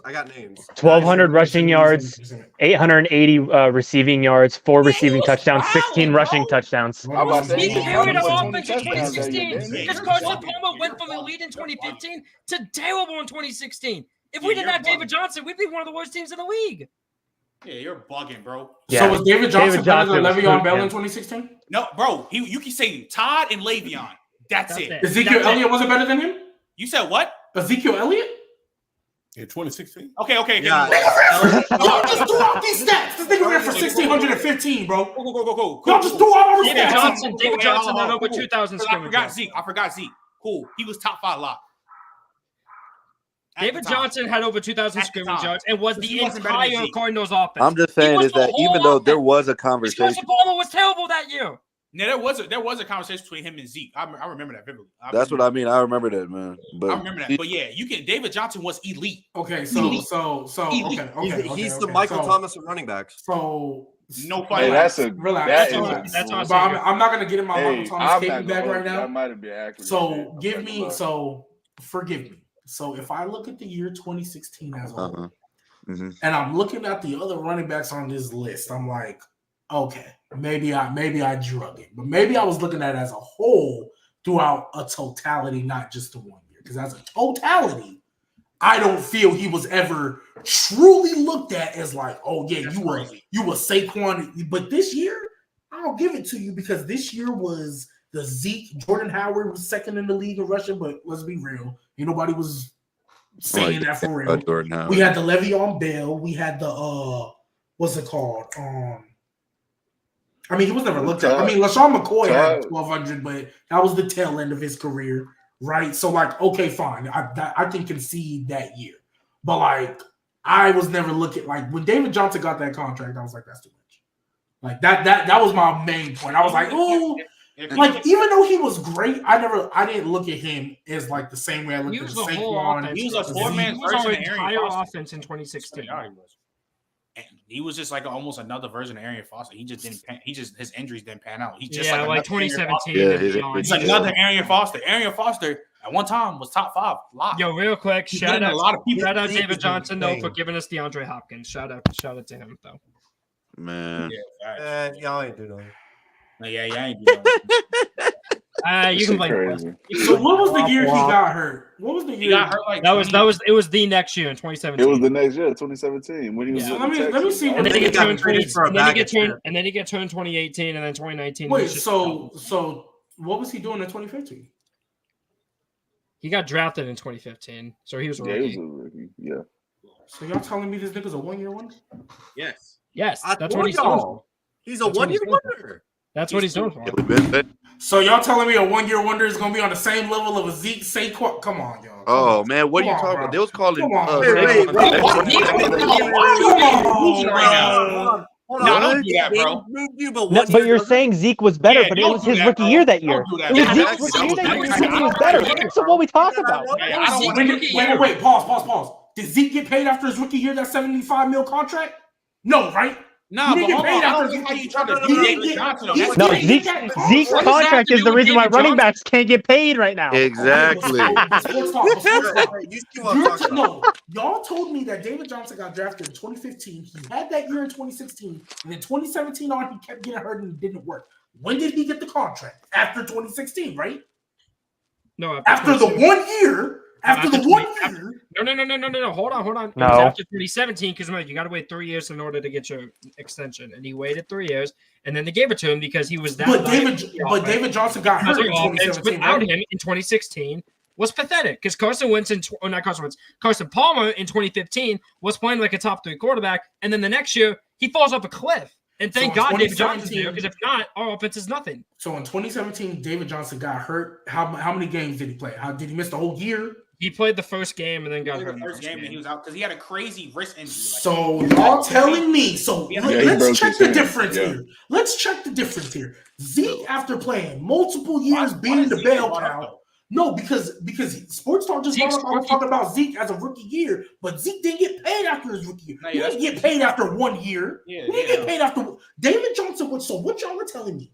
2015 was a rookie. 2016 had the year. 2017, hold on, listen. 2017, he played 1 game and was out the rest of the year, and that's when y'all are telling me he got that contract.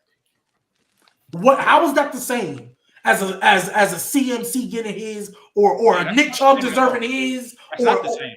That's my point. That's why I say that's not the same. That's my point. That's why I'm saying. So when we talk about these guys get paid, that's why I never viewed David Johnson in that light. He had that 1 year and it was great. I apologize for saying he wasn't top 5, but nevertheless, it was 1 year.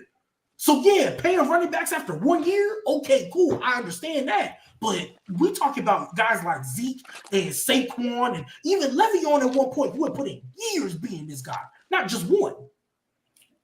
Like I'm not paying a 1 year wonder that contract. I guess for someone that's always early to the party. I just think it's fake hindsight. There was no party to begin with. It didn't start. I just think it's fake hindsight because he had a freak injury that messed up his whole career. Okay, so if that's the case, after that crazy injury, like let's be real. Why did Arizona pay him? Because they had the worst GM in football. That's why they paid him. Trent. So with Saquon, right? I would understand if the Giants didn't want to pay him after coming off the ACL the first time. I would understand if they didn't want to pay him. The reason why I was like, you need to pay Saquon, because even though he had his injuries, you know what he came back and did? Was the best running back in football. Made Daniel Jones. He literally made Daniel Jones look phenomenal. Was the best running back in football. He ran for over 1,300 that year, didn't he? But the thing, Saquon literally came back after those injuries, and we literally put him back as the best running back. The reason why he got more pushback again, because in that same year, he got hurt again. That's why in the back half of the season, he wasn't the same running back that he was in the beginning. He had the 1,300. I understand it, but that's why everybody pushed back on Saquon getting signed. 2019, he got hurt with the ankle. 2020, his ACL snapped. 2021, he had the freak ankle injury, and everybody saw on the sideline when his ankle was literally the size of this JBL speaker.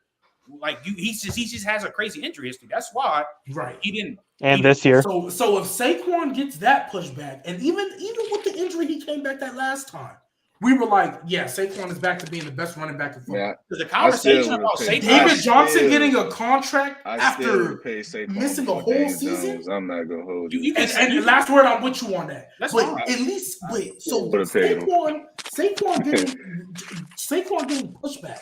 But David Johnson getting that contract after missing the entire season. Why do you think Saquon didn't get it? Because of that one contract. But okay, so that goes back to my point.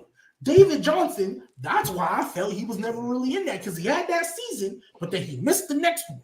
We just established the timeline. So why would I give you top running back money if you only gave me one season? And then literally the season you're coming back, you missed the entire one. It's as simple as that. It's because Arizona's GM is an idiot. It's as simple as that. Like literally, if you view I'm just going to throw in an example. If you view every single team's draft history from 2015 to 2022, Arizona was dead last in draft efficiency, and it wasn't even close. They had the worst team in football. That's why he got that contract. Why do you think DJ Humphries has made as much money as Trent Williams? Think about that. DJ Humphries has made as much money as Trent Williams. It's as simple as that. Steve Stein was the worst GM in football. That's why he got that contract. Yeah, that's crazy. But all right, we can move on. I'm gonna start with you, Mo. The Ravens won in convincing fashion. They had to take the championship. Should the Ravens be considered as Super Bowl locks? I would say so. I'm not considering anybody a lock that has to go against Patrick Mahomes. Yeah. However, what I will say is this: I don't know if Patrick Mahomes has ever faced a defense this good with a cast this bad. 2019 San Fran. Okay. No, he had Tyreek. He said with a cast this bad. Yeah, he said with a cast this bad. Okay. And I'm not gonna lie, I don't know if that San Francisco defense is better than this Ravens. Billy's defense in the Super Bowl. You can't say it's not close. You can't say it's not close. But I didn't say it wasn't close. I know you did. I heard the Ravens. Tampa Bay in the Super Bowl. That defense. No, Philadelphia. I'm talking about Philadelphia last Super Bowl. That defense is not Baltimore. And on top of that, for whatever reason, the tackles y'all had last year, they're playing better. And also, as much as we've made fun of TikTok boy and called at least you catch the joint. No. You won't hear any flack from me about that. That's all I'm gonna say. Thank God to catch the ball. You feel me? Thank God they have Rasheed Rice, man. Because if they didn't, if Rasheed Rice had, I swear, bro, it would be raps. I ain't gonna cap. They would have lost to Buffalo. 1,000% they would have lost without Rasheed Rice. I feel like, it wasn't even that crazy. Their supporting cast wasn't even that crazy last year, but I felt like what also helped them was because everybody, not just it had great play calling, but everybody stepped up when they needed to and made plays when they needed to. This year, bro, like I said, they made the plays that they needed to win that Bills game, but I'm like, bro, I don't know. This is you can't bet against Patrick Mahomes, but with this supporting cast, bro, I don't know, man. Couldn't you also to be fair to them though, it's good that they're playing as good as they did this following week though, because Travis Kelce just reemerged and MVS had probably his best game I've seen since he was in Green Bay. So I gotta give it to him, bro. But I mean, couldn't you also say though that this is by far, and I mean by far and away the best defense Mahomes has ever had. Oh, and it's absolutely. not easily. This defense is top 5 in the league, so that's something that's also going to help. Hold on, I'm not gonna lie, this defense is good enough to stop that offense. Say this about this defense. We say that, but they did a good enough job against Buffalo's offense, which statistically was better than the Ravens' offense. I'm not saying it is better, but statistically it was better. That's fine. I hear all that. That's great. And Sports Talk, you can tell me whether there's been any updates about it because I know you're a Chiefs fan. But the thing that we need to understand is that, yes, Buffalo also has a quarterback who is dynamic in the run game. There's levels to this, though. Lamar Jackson presents a unique challenge for a defense that cannot be replicated by anybody, point blank, period. And the one guy that the Chiefs really had on that roster that when I looked at him was like, oh, this is the whole reason why you are here. You are here to stop a guy like Lamar Jackson. Tyrann Mathieu. Wrong. No. Not that guy. He is Mathieu is crazy. I was just joking. I was just throwing a name out there. I'm totally joking. No, Willie Gay, the linebacker from Mississippi State. Oh, yeah, for sure. I thought you was going to say Willie Gay. But he's an amazing athlete. Dude came out there, ran 4.43, all that jazz. His whole, your whole role in those sub packages is, hey, if we get a quarterback who can run, you make sure he don't get past the line of scrimmage. He's good at it. He's already been banged. He was already banged up, and he left that game with a neck injury. Do we know if he's going to play this week? I haven't seen anything on it. I'm telling you right now. We'll find out more tomorrow. Look. I'm sure we'll find out more. I'm just saying this right now. If Willie Gay don't play in this game and y'all got Leo Chanel out there, it's cool when you able to use Leo Chanel and he's good enough to track Josh Allen in the open field. Chanel's a great athlete. Tracking Lamar Jackson in the open field, Fred Warner had issues doing that. So if Fred Warner had an issue doing it, I promise you, it's going to be a long day for some of them cats if y'all don't get that dude back. It's going to be a long day. But Trent, I want to throw this out there. And to anyone that says Baltimore's a lock, whether Willie Gay plays or not, whether Mark Andrews plays or not, I want to throw this out there. I want to throw this out there. And let's look at every game that the Chiefs have really played in, mostly in late in the year, like the Super Bowl, AFC Championship. What roster was better, the Chiefs roster or the Philadelphia Eagles roster last year? The Eagles roster. Eagles, clearly. The Eagles roster last year was clearly better. And I can say that as a Chiefs fan. In 2019, who had a clearly better roster? Chiefs or the 49ers? Clearly the 49ers. Who had a better roster in 2020? The Tampa Bay Bucks or the Chiefs? The Bucks, and it was clear as day also. 100%. 100%. Hold on. Yes, it was. Listen. Undeniable. Undeniable. Hold on. No, this is where I need to interject. First off, as far as the Eagles roster last year, yeah, that's fine. 2019 against the 49ers. No. Yes. It was a lot more. Because you're saying roster, not defense. You're saying roster. That's what's coming out your mouth. Roster, it was a lot more. It was a lot closer. Their number one was like Emmanuel Sanders. Their number one was Emmanuel Sanders. No, their number one was George Kittle, who at the time was the best tight end. Okay, that's fine. The Chiefs still had Travis Kelce. They still had Travis Kelce. Wipes any receiver. And what about the Niners run game? What about the Niners run game? The Chiefs didn't have that kind of run game. The Niners had the second best run game in the league that year. Mostert was bugging that year. Mostert was bugging that year. We're not going to talk about the fact that the Niners just came off a game where they had 280 yards before contact. No one's ever done it. 280 yards before contact? No one's done that. That's great. You're talking about roster, though. And if you look roster, like on paper, the 49ers do not clear that sheet. That's what, if the 49ers cleared that Chiefs roster so bad, why were the Chiefs the favorite?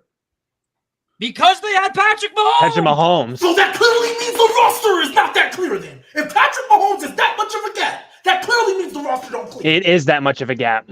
It is. It really is. That's why last year, even without Tyreek Hill, even looking at that game, even looking at that defense, because that's why I mentioned the defense earlier. Let's not forget how the talk of the town was with that Eagles game going into that. They were talking about Hassan Reddick and Hargrave. Mahomes is going to be on his back all game. Wait, stop. I gave you the Eagles last year because not only did that defense, they also had a high potent offense too. That's why I gave you the Eagles. The 49ers in 2019?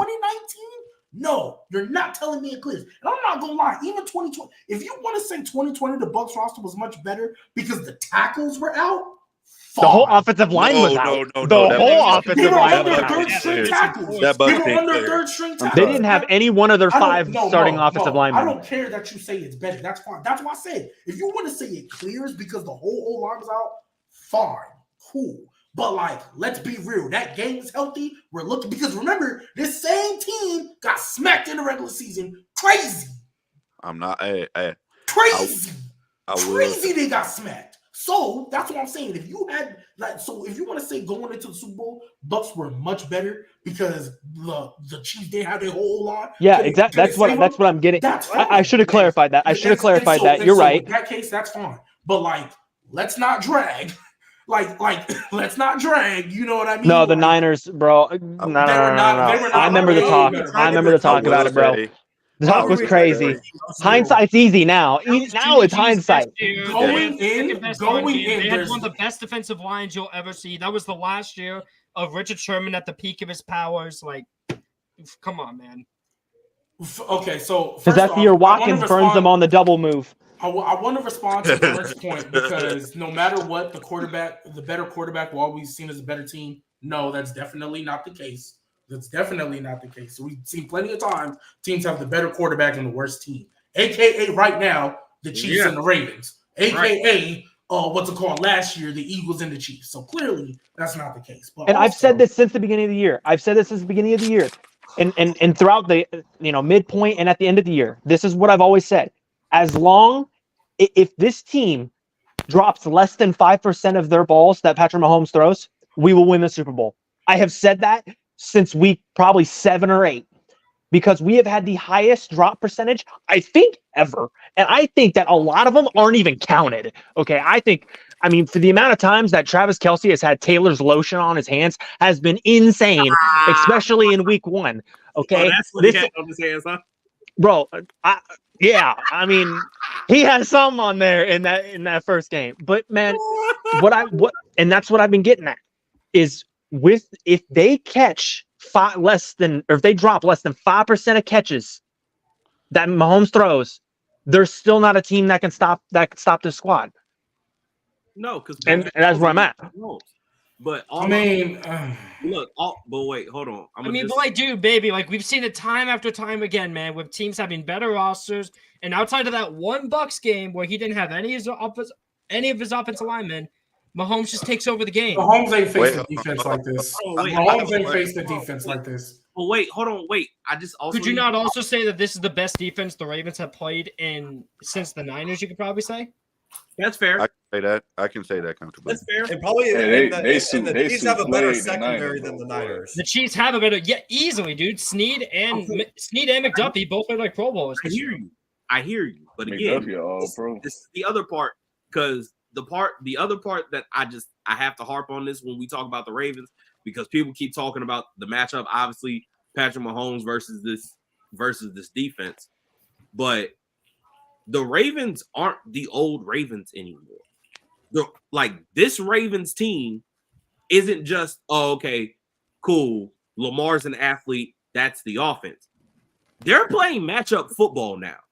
They're making halftime adjustments. Like, they can decide on a play, hey, we found a weak link here. Let's isolate somebody. That's something they can actually do now.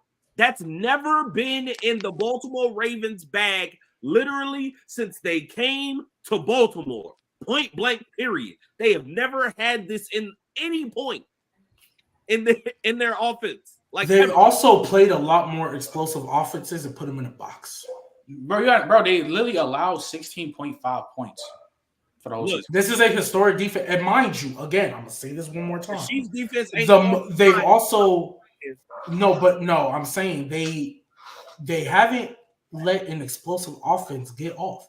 Every explosive offense they face. I mean, I might be forgetting one in the early regular season, but every explosive. The Colts went crazy on them. But other than that, they pretty much played. But the Chiefs aren't an explosive offense, and I think that's actually going to be good. I think that's actually on the flip side. I think it's good. No, I don't think it is because I think it is. No, because with the way these receivers are, I'm sorry, I don't care what MVS looked like this last week. I don't know how much separation they're going to be able to consistently get on this team. And the fact that if we're relying on MVS, we're already screwed. We're already screwed. But you are relying on MVS. No, he ain't. G-Baby, is he not your wide receiver too? We know. G-Baby, can I say the same thing? Travis Kelce is getting. G-Baby, can I say the same thing about the Ravens receiver group? We got 4 wide receiver 4s, dude. And the fact that the Chiefs secondary has been this good this year. Snead has been this good. McDuffie has been this good. And you know what the counterpoint to all that is? Y'all don't have anybody that can stop Lamar. To be honest with that run game. But do the Ravens have anyone who can stop Mahomes? Lamar's never done good in the run game against the Chiefs, and that was not even with our best defense. Go back and watch the games. It's a different running style of the running game that they have. It's not like read options. He's actually been a lot better passer against the Chiefs. They don't have anybody that can stop Lamar. But outside of the Bengals defensive coordinator and the entire Chiefs offensive line just being destroyed in the Bucs Super Bowl, has anyone stopped Patrick Mahomes? And the answer is no. So fine, you could say that, but however, again, this is why I say Mahomes, even if you want to count maybe the 49ers, cool, maybe. They haven't faced a defense like this. Like, bro, they literally have three people that can literally watch Travis Kelce and at the very least neutralize him. And this ain't Travis Kelce for 3 years ago. Hands have been an issue. And again, this ain't Kelce from 3 years ago. Kyle Hamilton can do it. Roquan can do it. If the Ravens really want to be like, yeah, we're gonna make you beat us with MVS, they can double team Kelce with Roquan and Kyle. And if they're worried about Mahomes scrambling, Patrick Queen is fast enough. He might not be the best, but he's fast enough and mobile enough to do it. Is Humphrey playing this weekend? The other corner? Ooh, that's a good question because he didn't play. He didn't play. He didn't play last weekend. Hey, I will say this though. Mahomes get a ring, another one in this fashion. There's no way you can argue. He's number one. He leaning towards to that GOAT tier. He's not leaning towards. He took it over. He wins it this year. I'm done with the conversation. Bro, I'm not gonna lie. Yeah. Brady's never done something like this, dude. Brady's never done something like this. Last year's I ring. can agree. Last year's ring was supposed to be the one he didn't get. Exactly. Last year was supposed to be the one you did. Yeah, exactly. That was the rebuild year. Bro, he will be the GOAT. He's better than Payne. He's better like than 6 years in the league. Oh, he's already passed. Yeah. And by the way, we need to acknowledge Drew Brees. I'm at 5 right now. I just want to wait. I just want to wait a little bit, but I'm exactly. I got him at 5 right now. You got who at 5? Mahomes. I'm Mahomes at 5. I just want to wait. I just want to wait a little bit. Okay? Hey, yo, I'd like to throw it out there. I'd like to throw it out there that Mahomes. Go ahead, Trent, like we've already talked about it before, but like the one thing I value the most out of everything is how good were you at the peak of your powers. And Mahomes in 6 straight AFC championships. Listen, I'm talking. Dog, listen. I'm talking about your best season, like your best season peak. How good were you at your best? And I think I can name about 4 guys who were better at their 50 in 5K. There are 5 who was better than Patrick. Wait. You lying? You just said peak. Wait. You said you can name 4 that. I'm talking about peak at their powers. The only person I think that can combat that is Aaron Rodgers. Hold on. Johnny, name the 4. I'm talking about peak season. That's what I'm saying. Wait, but hold on. Do you name them. Name them. Time out. Do you factor playoffs too? Because I swear no, I don't. When I talk about peak, why not? I'm sorry. Can you win the Super Bowl? Because but baby, did Trent not just say about 20 minutes ago that regular season games and playoff season games are two complete? Quarterbacks are different. Quarterbacks are the only different. That's for wide receivers. I mean, yeah, but when we're talking about on an all-time scale, all has to factor into that. I just don't value playoffs into it because I think playoffs and regular season games are two completely different things. Games for wide receivers because it's. But he's talking about receivers though. Wait, I'm sorry. Quarterbacks are two different. Wait, what did he say? Exactly. Yeah, we were discussing receivers. I got him. Hold on, Donnie. Hold on. Because receivers shouldn't be judged on the same scale as quarterbacks. Because I haven't been number 5. That's my question. I am top 5 all the time. No. I want to hear the 4. Because Donnie, I swear to God, you say Drew Brees, I'm gonna reach to this phone. I want to hear the 4. I need to hear this. Hold on, let him speak. Let Donnie speak. I need to hear the streets need to hear this. That you don't hold playoffs in the same light as regular season because you feel like it's different. Who is your GOAT and why? Who's my GOAT? Yes. Who's your GOAT quarterback? I mean, it's Brady, yeah. Why? Because, why are we ignoring the fact that Brady doesn't have a bad peak? I can give you the answer. That's not what that's not the question I asked you. This is the answer. Tom Brady in 2007. Hold on. Nobody said he had a bad peak. G-Baby, let me talk. Brady in 2007 had one of the best years we've ever seen. Why are we talking about No. That's not what I asked you. Nobody's talking about that because I'm still waiting on the 4 peaks. I asked you why he's your GOAT. I didn't say he had a bad peak. I didn't say he had a bad season. Because when you combine everything with it, when you combine the playoffs, when you combine you just said you don't do that. No, you just said you don't do that. Guys, listen. G-Baby, calm down. And let me explain to you this real quick, okay? Let me explain this real quick. I'm not sitting here saying playoffs don't matter. I didn't say that at all. What I'm saying is when I'm talking about someone's peak, I don't include the playoffs. I only focus on the regular season. Playoffs obviously matter. That's why Brady's the greatest ever do it. And that's why some people still have Joe Montana over Peyton Manning because of the playoffs. But when I talk about a peak of a player in one season, and I know people who do a peak over 3 years. Like I know people who do that, and then that's cool, and that's cool too.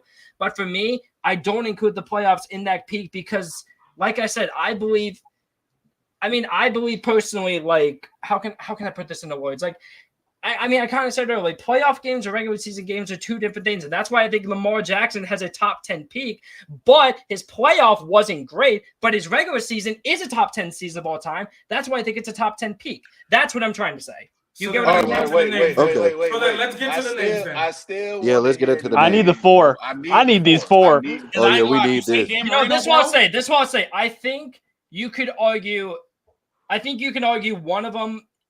I'm gonna say his name. You guys are probably gonna freak out, but I just want to say if you have Mahomes over him, I'm not really. Then I say Dan Marino. It's fine. That's the one. Like if you think he's better than Dan, fine, whatever, cool. But I personally, 84 Marino, that's what I would say. But if you guys think Mahomes is better, I'm fine with it. I'm totally fine with it. I'm not going to see the other ones. Here are the other 3: 11 Rodgers, Peyton Manning in 2004 or 2013, but I'd probably say 04, and then Brady in 07. Well, stop right there. And then Marino, debatable. If you think he's better than Marino, that's fine. Stop right there. So you had Peyton Manning at 13, Rodgers in 11. Why not keep going? Why is Breeze with the year he broke the record not over him? Yeah. Because if you have 11 Rodgers, you should have 11 Breeze as well. Yeah. That's the year he broke the record. No, a yard record? Is that not what Peyton Manning did as well? Whoa, wait, time out. No. I said 04 Manning, not 13. Sorry. You said 04 or 13. Okay, then sorry. I didn't mean to say that. My mistake. 04 Manning. My mistake. 04 Manning. Not 13 Manning. I think 13 Manning gets a little bit overrated because people just look at the numbers, and in reality you say, like, was Peyton Manning at the peak of his powers at that age? Or was he in the peak of his powers when he was in Indy? We all know he was the better player in Indy. Okay. And in 2004, Peyton Manning has the best efficiency and listen, I know people hate advanced stats, but they do matter. He has the best advanced stats in 2004 ever. We're talking about a guy whose TD percentage, his touchdown percentage was 10%. 10%. That's insanity. And they didn't have QBR back then, but if they would have, I guarantee that'd be the highest QBR season of all time. I guarantee it. But the thing is, though, the reason why G-Baby brought up Drew Brees, that same year Drew Brees threw for like 5,400, his efficiency was crazy. I agree, but it wasn't as good as Mahomes. It was as good as Mahomes. What? Based in off 11 what? compared to Based 18. off what? Based off what? Based off what? Based off what? Based off what? I mean, I did a whole video about it like a while ago. If you want, I can say like dude, it's a whole video. Like I can just send you it if you want. Like I'd have to go back and look at everything, and we don't have that kind of time. Because I agree. 11 Rodgers. 5,400, 46 and 14 on 71% completion. Like I'm not a real big like stat guy, but even when you watching, bro, like let's be real. If they would have won one more game, if they would have won, well, my thing is, if you want to say Mahomes that year is better, fine. But some of the names you brought, Drew Brees should be there too.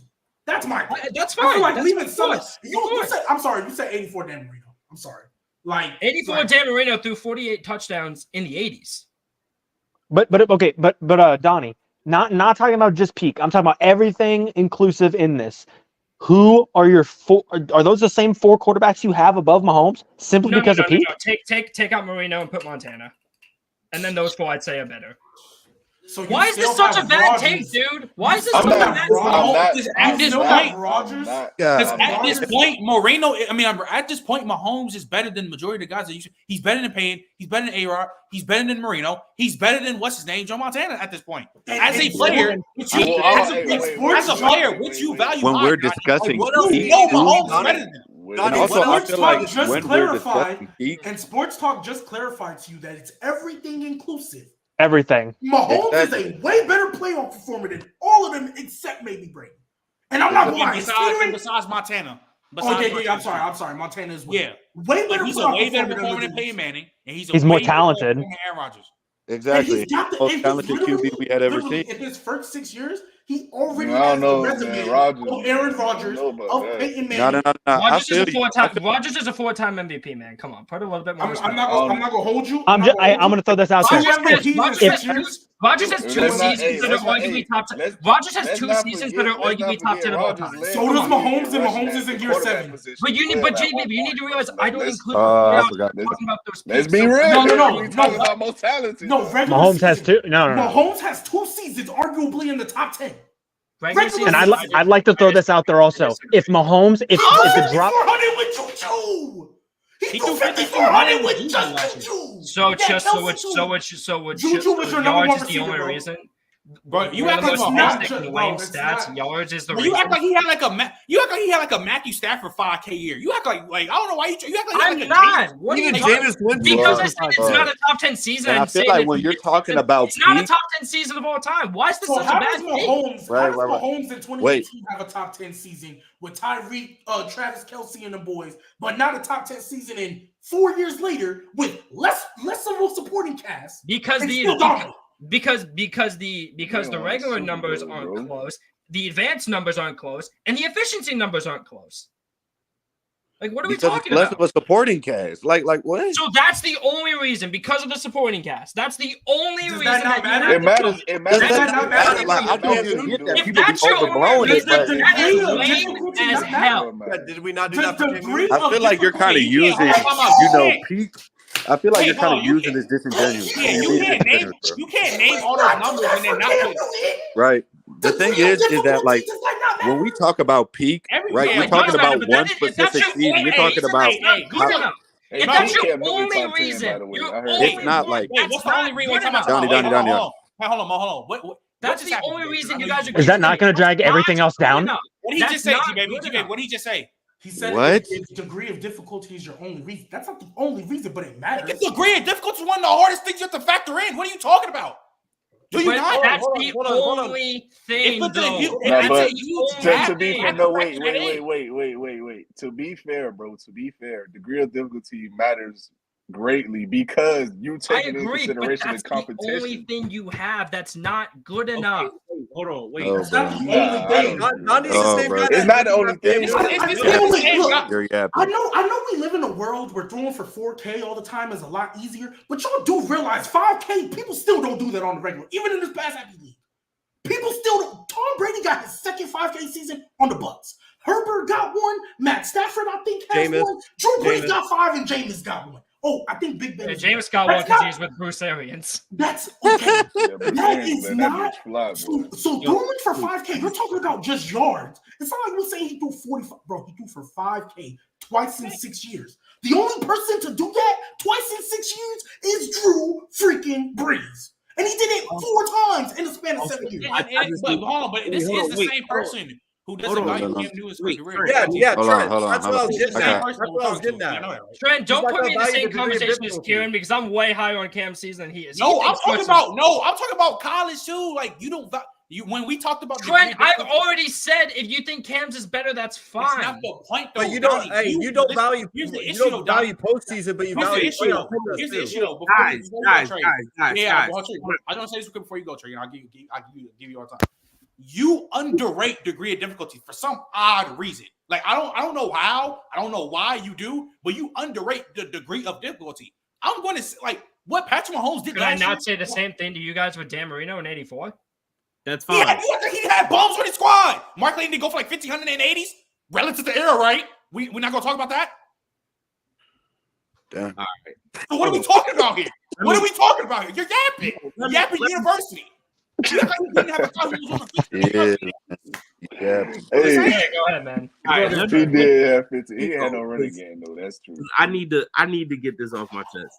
Because this, again, Donnie, this is why I be having a problem with you advanced stats nerds, because the degree of difficulty matters. And you want to know why? Because stats are literally just recordings of what's going on in real life. Yeah, the reflection of what makes you less efficient? Everyone's talking about yards, and then you say that. That's no. Okay. Let me finish. You know what makes you less efficient and might affect some of those efficiency numbers? Not having guys like Tyreek Hill on your team. Like, it makes you a lot more efficient when you have a guy who is a one-man drive, as opposed to Juju and the merry band of misfits and the last ekings of an elite Travis Kelce. Like, degree of difficulty matters. Like, hey, don't forget, man. Like, he did that shit on a high ankle sprain. I forgot about that. Yeah. Anything? He did that shit on a high ankle sprain. Advanced stats don't stack up the same, and he's not as efficient. G-Baby's not wrong. Like, if he had a top 10 peak or a top 5 peak or whatever the hell you want to call it with Tyreek Hill and company, then he should also have another top 5, top 10 peak with TikTok boy in them. Like, that don't make no sense. And let's not forget this. And Donnie, I want to point this out. If Mahomes this year, if they had cut their, like they had a league high of over, I think it was 9% or like 8-point-something% drop rate. If he had half that, the league average, which is just under 4%, Mahomes would have been the MVP this year. Like clear-cut MVP this year. I agree. And my only thing is because a lot of those drops came in game-winning situations. And so, yes, you can look at the advanced stats, but even to Trey's point, when you look at the advanced stats, no advanced stat adds in degree of difficulty. So, for example, if you run for 1,100 yards on the worst O-line in the league compared to 1,400 on the best, which one is going to be looked at as, wow, that's a lot more impressive. That was a lot harder to do. When we talk about stuff that's more impressive, 8 times out of 10, it's because it was the harder thing to do. If you got a bum throwing you a quarterback as opposed to one of the best throwing you the quarterback, if you get the same amount of yards, we're going to look at the guy who got 1,400 with Are you going to tell me how my issue with all this is that you're still how can I say this? My issue is that you're still not get praise, Aaron. What? No, you're talking about the comment. I'm talking about the comment. Aaron, does Russ not get praise for what he did? Was Russ not a top? I'm still on. Trent. My issue. Hold on. The Broncos taunted a lot of what Russ was. He was doing. He was getting hella praise for that. Act like he wasn't a top 5. What's his name? He got that. He was a top 5 quarterback. And to answer this comment, Aaron, what do you like? What do you mean we shouldn't be gassing? He's still the best quarterback in football. It's not like when we talk about Patrick Mahomes and what he's doing, you start to talk about his like what he do like as a player. You start to talk about that's what makes him the best. I know. And then we see it even after Tyreek Hill left. That was supposed to be the down year. Not even just that, bro. Freaking Alex Smith had Travis Kelce and Tyreek Hill before Patrick Mahomes. Oh, that is a great point. That is a great point because I know a lot of people love to go to Andy Reid, this, that, and the third. Alex Smith was there, and they were blowing 20-point leads to Andrew Luck and losing to Marcus Mariota.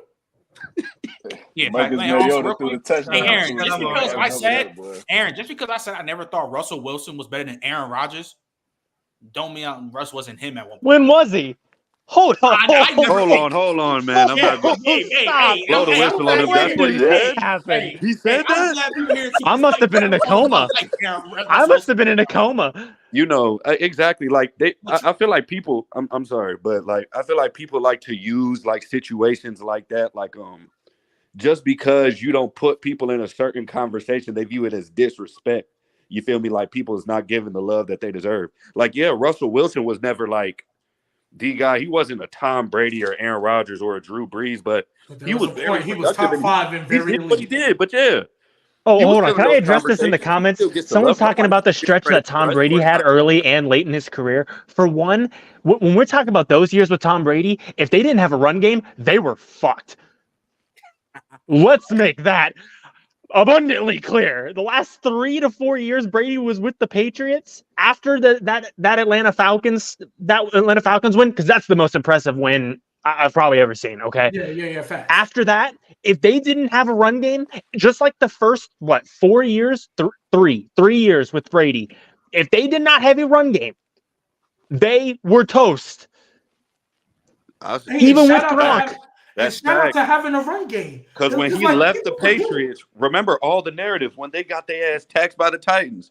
Yeah, the whole thing was, they didn't have an offense. They didn't have no supporting cast around Brady. Like, that Patriots roster was going to shit before he had left going to the Bucs. And then mind you, with Tom Brady, let's remember, people.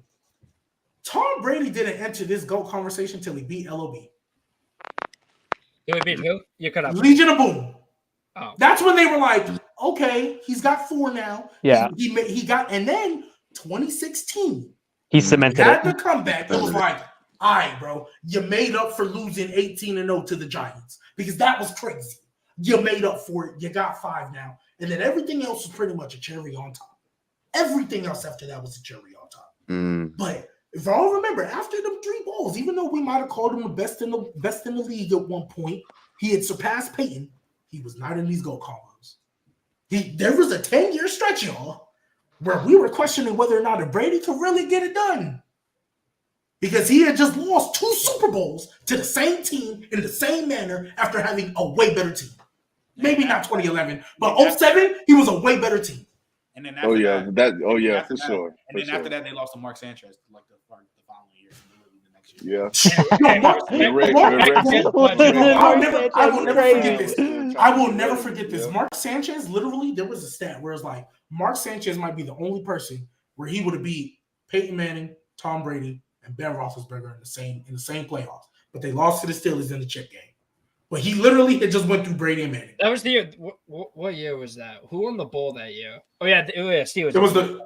Yeah. Okay. No. That was just drop. I don't want to talk about that. But that's 11. What I'm saying. I know we kind of went on a little tangent. But overall, when you look at everything combined, that was when Green Bay won. Whether we're talking about peak or whether we're talking about overall, when you look at everything combined, because all of these guys are elite, all of these guys are top of the. So when you have to start because we're all got to be nitpicky. You got to nitpick, and then degree of difficulty I feel like is the biggest nitpick. For example, and I'm gonna say this again. I'm sorry, you're not telling me Peyton with Marvin, Reggie, and Dallas it was either Marshall Faulk or Edgerrin James, whichever one was the running back. You're not telling me that's more impressive than a Mahomes with Juju. Yeah, Travis Kelce's lead and the worst running back in the league, Clyde Edwards-Helaire. You're not sorry, Sports Talk. You're not telling me that. I disagree with you. Like Clyde Edwards-Helaire literally might be the worst running back in the league. That is bad, Cat. That's bad cap. That's like the definition of cap. I mean, in the Super Bowl, I mean, that's the definition. Hold up. Mahomes had the single greatest play I have ever seen in my life in that game. When he threw the ball horizontal on the run and hit the guy in the face mask 30 yards away. It is the single greatest throw ever. And I'm going to factor in. I'm going to double on what you just said, bro. Is that I actually disagree. People knock on him in the game. You disagree with that throw not being the best ever? I think the Aaron Rodgers throw where he was basically bent sideways. Against the Bears. Yeah, it's up there. Yeah, okay, I'll give you that one. But I feel like I still give it to Mahomes. Underrated throw. Ryan Fitzpatrick when his face mask was real quick. Real quick. Yo, help right Yeah. The best quarterback in the league this year. Shut up. Please shut up. He hit him in the face mask. It almost got stuck in it. And he had Kirk Cousins the best quarterback in 2023. Like, I'm leaving. Y'all be easy. Oh, bro, you're Go ahead, Mo.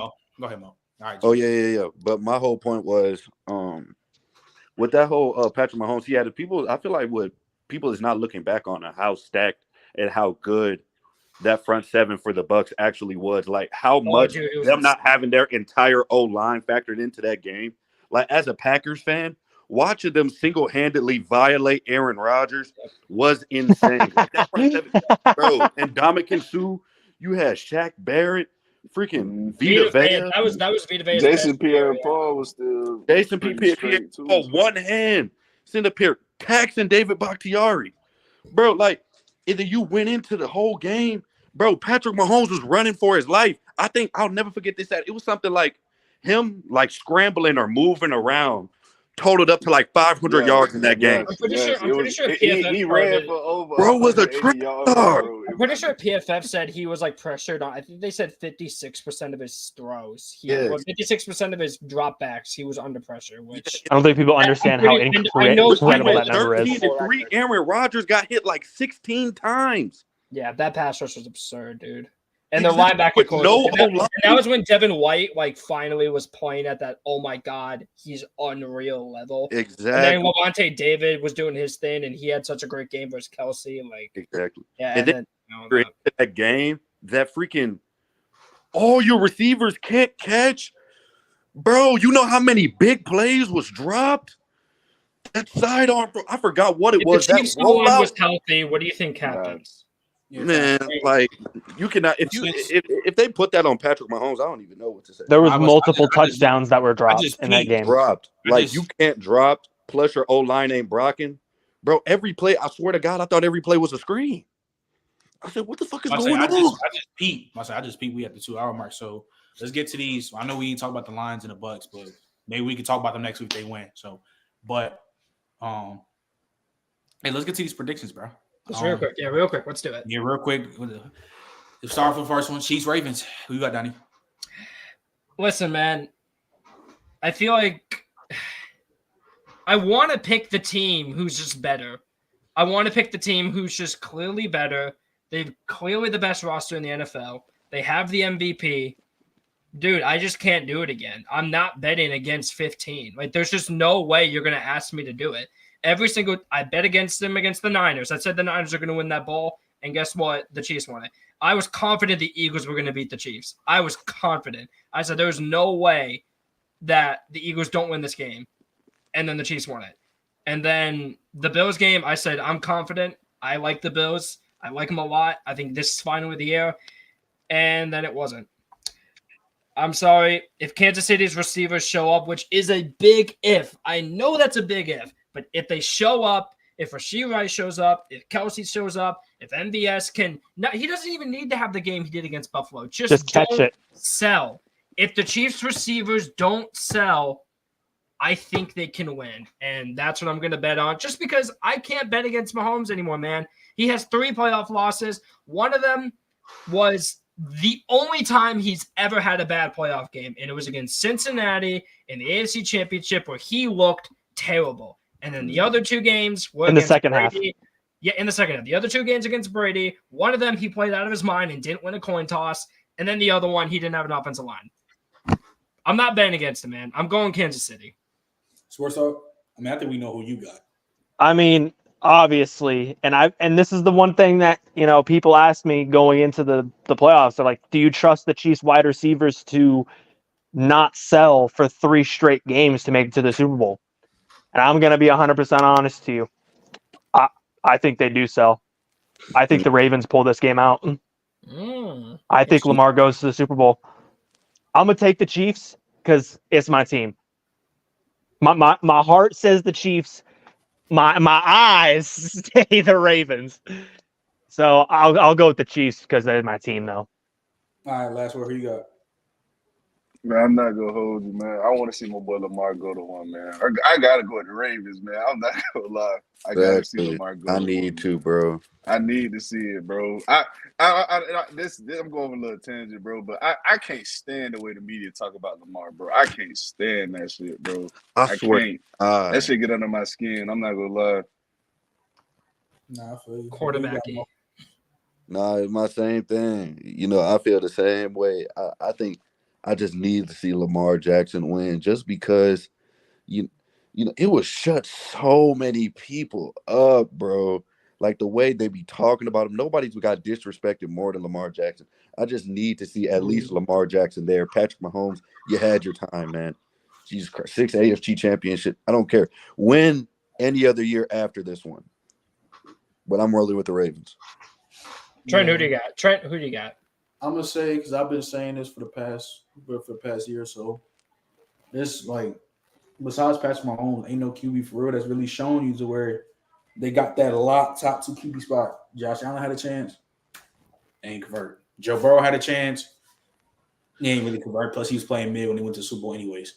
And this is Lamar's shot. And I ain't gonna lie, I think that Mahomes game, they versus the Bills, was an anomaly because they've been dropping balls all year. Now, I'll always be saying playoffs is 0-0, but I'm not gonna lie, them Chiefs receivers be dropping crazy. So I'm gonna go with the Ravens, bro. I think Lamar goes to his first Super Bowl, bro. And then shout out Lamar. And then the next game, bro, Lions and 49ers. I was not expecting the Lions to make it all the way to the NFC chip, but yeah, Donnie, who you got?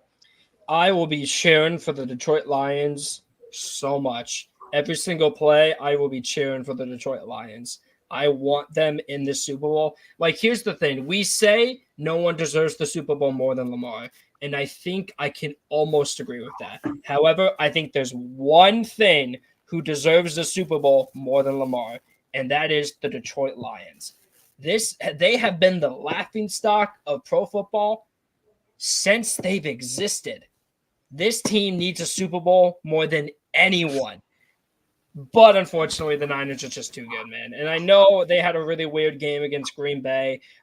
I knew Green Bay would cover the spread. That they were a really hot team. Jordan Love is playing better than, I would argue, anyone during that last stretch of the second half where he was playing out of his mind. I knew it would be a close game.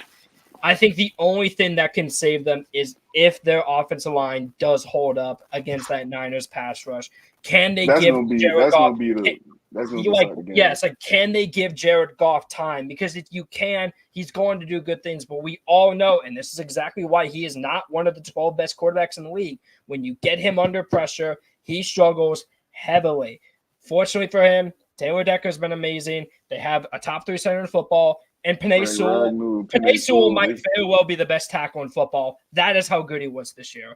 So I think their only hope is if they can give him pressure or they can give him time the whole game. Unfortunately, I don't think they're going to be able to. I think the Niners are too good. Detroit's defense has been so bad all year, and now you're going up against, I would argue, 4 all-pro caliber weapons: Kittle, Debo, Ayuk, McCaffrey. I just can't see it, man. Give me the Niners. So for me, I could be cheering for the Lions, but give me the Niners. So for me, I think this comes down to 2 things. One, if Debo doesn't play, the Lions got way better shot, okay? Because everyone's going to make excuses for Purdy because he doesn't have all of his infinity stones on his damn gauntlet on his entire offense. Like, oh, I'm so sorry. You don't have 3 other all-pro level players around you still, or 4, yeah. So, and then I think the second part is I think Green Bay showed the recipe as far as just from a basic game sense. If Detroit can get out to a lead early, the 49ers struggle. They really don't know what it's like to play from behind. They really don't. And we saw it this last week. if Jordan Love doesn't make a Brett Favre type decision and throw cross body, I mean, who knows how that game ends up? It probably goes either into overtime or, something like that. But at the same time, I look at this and I'm like, man, Detroit gets up like 13-3 early, 17-6 early, and can get that 10-point lead. Oh, boy, I at that point, I'd sell everything and put it on Detroit, because I don't think I think Jared Goff right now is more dependable to not turn the ball over in that crucial situation. I think he's just, I mean, you could say that Jordan Love was on a more of a hot streak and all that. Absolutely he was. But I think, as a team as a whole, I think the Detroit Lions are a lot better prepared for a game like this. So I'm going to take, even though the logo, how it's purple and red, it looks like it's going to be San Francisco, Baltimore. I'm going Detroit. I've had them making it to the NFC Championship since last year, so I'm just going to roll with them. I'm just going to roll with them in the Super Bowl. Just real quick before you can go, last word, I just want to say this real quick. This has to be the year, by the way, for Detroit. Because they're losing Ben Johnson, and when they do, their offense is going to go down hard. They are going to be regressing heavily without Ben Johnson. So if they want to get the ball, it has to be now. Because my pick at the beginning of the year for Super Bowl pick was Chiefs versus 49ers. That was my pick at the beginning of the year. Who you got? Yeah, man, I'm not gonna lie. It's the story ends here. The fairy tale ends. Facts. I ain't gonna hold you. Y'all. The Niners about to fucking stomp the Lions, bro. I'm not gonna hold you, boy. It's over, bro. Listen to me, bro. Have y'all seen what some of the receivers have done to the Lions secondary the past month and a half? They got absolutely roasted by CD. You feel me? They did a good job on the Rams for a minute. Did you not say the same thing about Green Bay, though? Puka roasted them for what? But hold on a second. They did a good job on them when they were up 21-0 at one point. I'm just saying they did a good job until the end. Okay, that's cool, but they gotta worry about Brandon Ayuk and CMC now, bro. And the thing with the Niners and why they are a terrible matchup for the Lions, they probably have the only front seven in the league that is going to be able to truly disrupt Jared Goff without having to send pressure. Oh, blitz, man, I would say. Like, bro, listen, if Jahmyr Gibbs and David Montgomery don't have a game of games, bro, this shit is a blowout. I'm not gonna hold you. Nick Bosa's not top 3. He's not. I agree with that. For anyone in the chat that thinks that. All right, Mo, who you got? I know you from Detroit, right? I'm from Detroit. Although being a Packers fan in Detroit was kind of rough. But I would say I agree with Donnie was saying is that bro, you just can't hate on Detroit, man. Like somebody who needed it, bro. Somebody who needed it. They do for sure. Plus the atmosphere and everything with Detroit, I would say Detroit definitely deserves to go. But I'm also on record saying that the 49ers versus the Packers was the real NFC Championship game. I felt like whoever won that game was going to go to the Super Bowl. And definitely they did expose, and I did have my Packers winning at the same time. And people was like, oh, rosters. They said we was going to get stomped. I knew they was going to cover the spread. Joe Barry, he's terrible, But the last 2 times we played the 49ers in the regular season in the playoffs, he actually did a good job with covering them. And we actually played solid defense the both. So I didn't think they was really going to come out super strong on us. And then also I think I seen something like 49ers were 30th in the league in covering zone runs. You know what I mean? And Aaron Jones walked all over them, and we did our job in exploiting that. And also, they're not used to playing from behind. If Detroit can get a lead early, I could see it happening. But at the same time, I think Detroit's going to get washed. If I'm looking at it realistically, I think they're going to get washed. That's why I said the only way they're winning this game is they got to get up early. They got to get up early. They have to. All right. But, I got the 49ers blowing them out. I'm not gonna lie. Yeah, I got 49ers though. I think they're gonna stop the run, and I think we all know once you stop the run, Jared Goff is super limited. Yeah, you're cooked. Yeah, he's cooked. So bro, that's gonna end it for today. We'll say we hit 2-hour 20 mark. Appreciate y'all coming out, bro. Then we had I think the max was 59. Keep making the progress. Keep tapping in, man. Make sure I keep tapping in VIP rooms. And speaking of VIP rooms, next week probably think it'll be on Friday, 7:30 Central Time. Brandon Jacobs, one of the biggest bruising backs to ever play the game. Bro, 6'4", 270. I think a lot of people, for the casual people, if you don't know who Brandon Jacobs is, bro, look him up. Look up the highlights. He's sliding through to the VIP room, bro. Make sure y'all tune in tomorrow. About to do an all-time college football draft. Also gonna be talking about the NCAA video game and who should be on the cover stuff. That's gonna be interesting. And man, we out, bro. Yeah. Peace. So.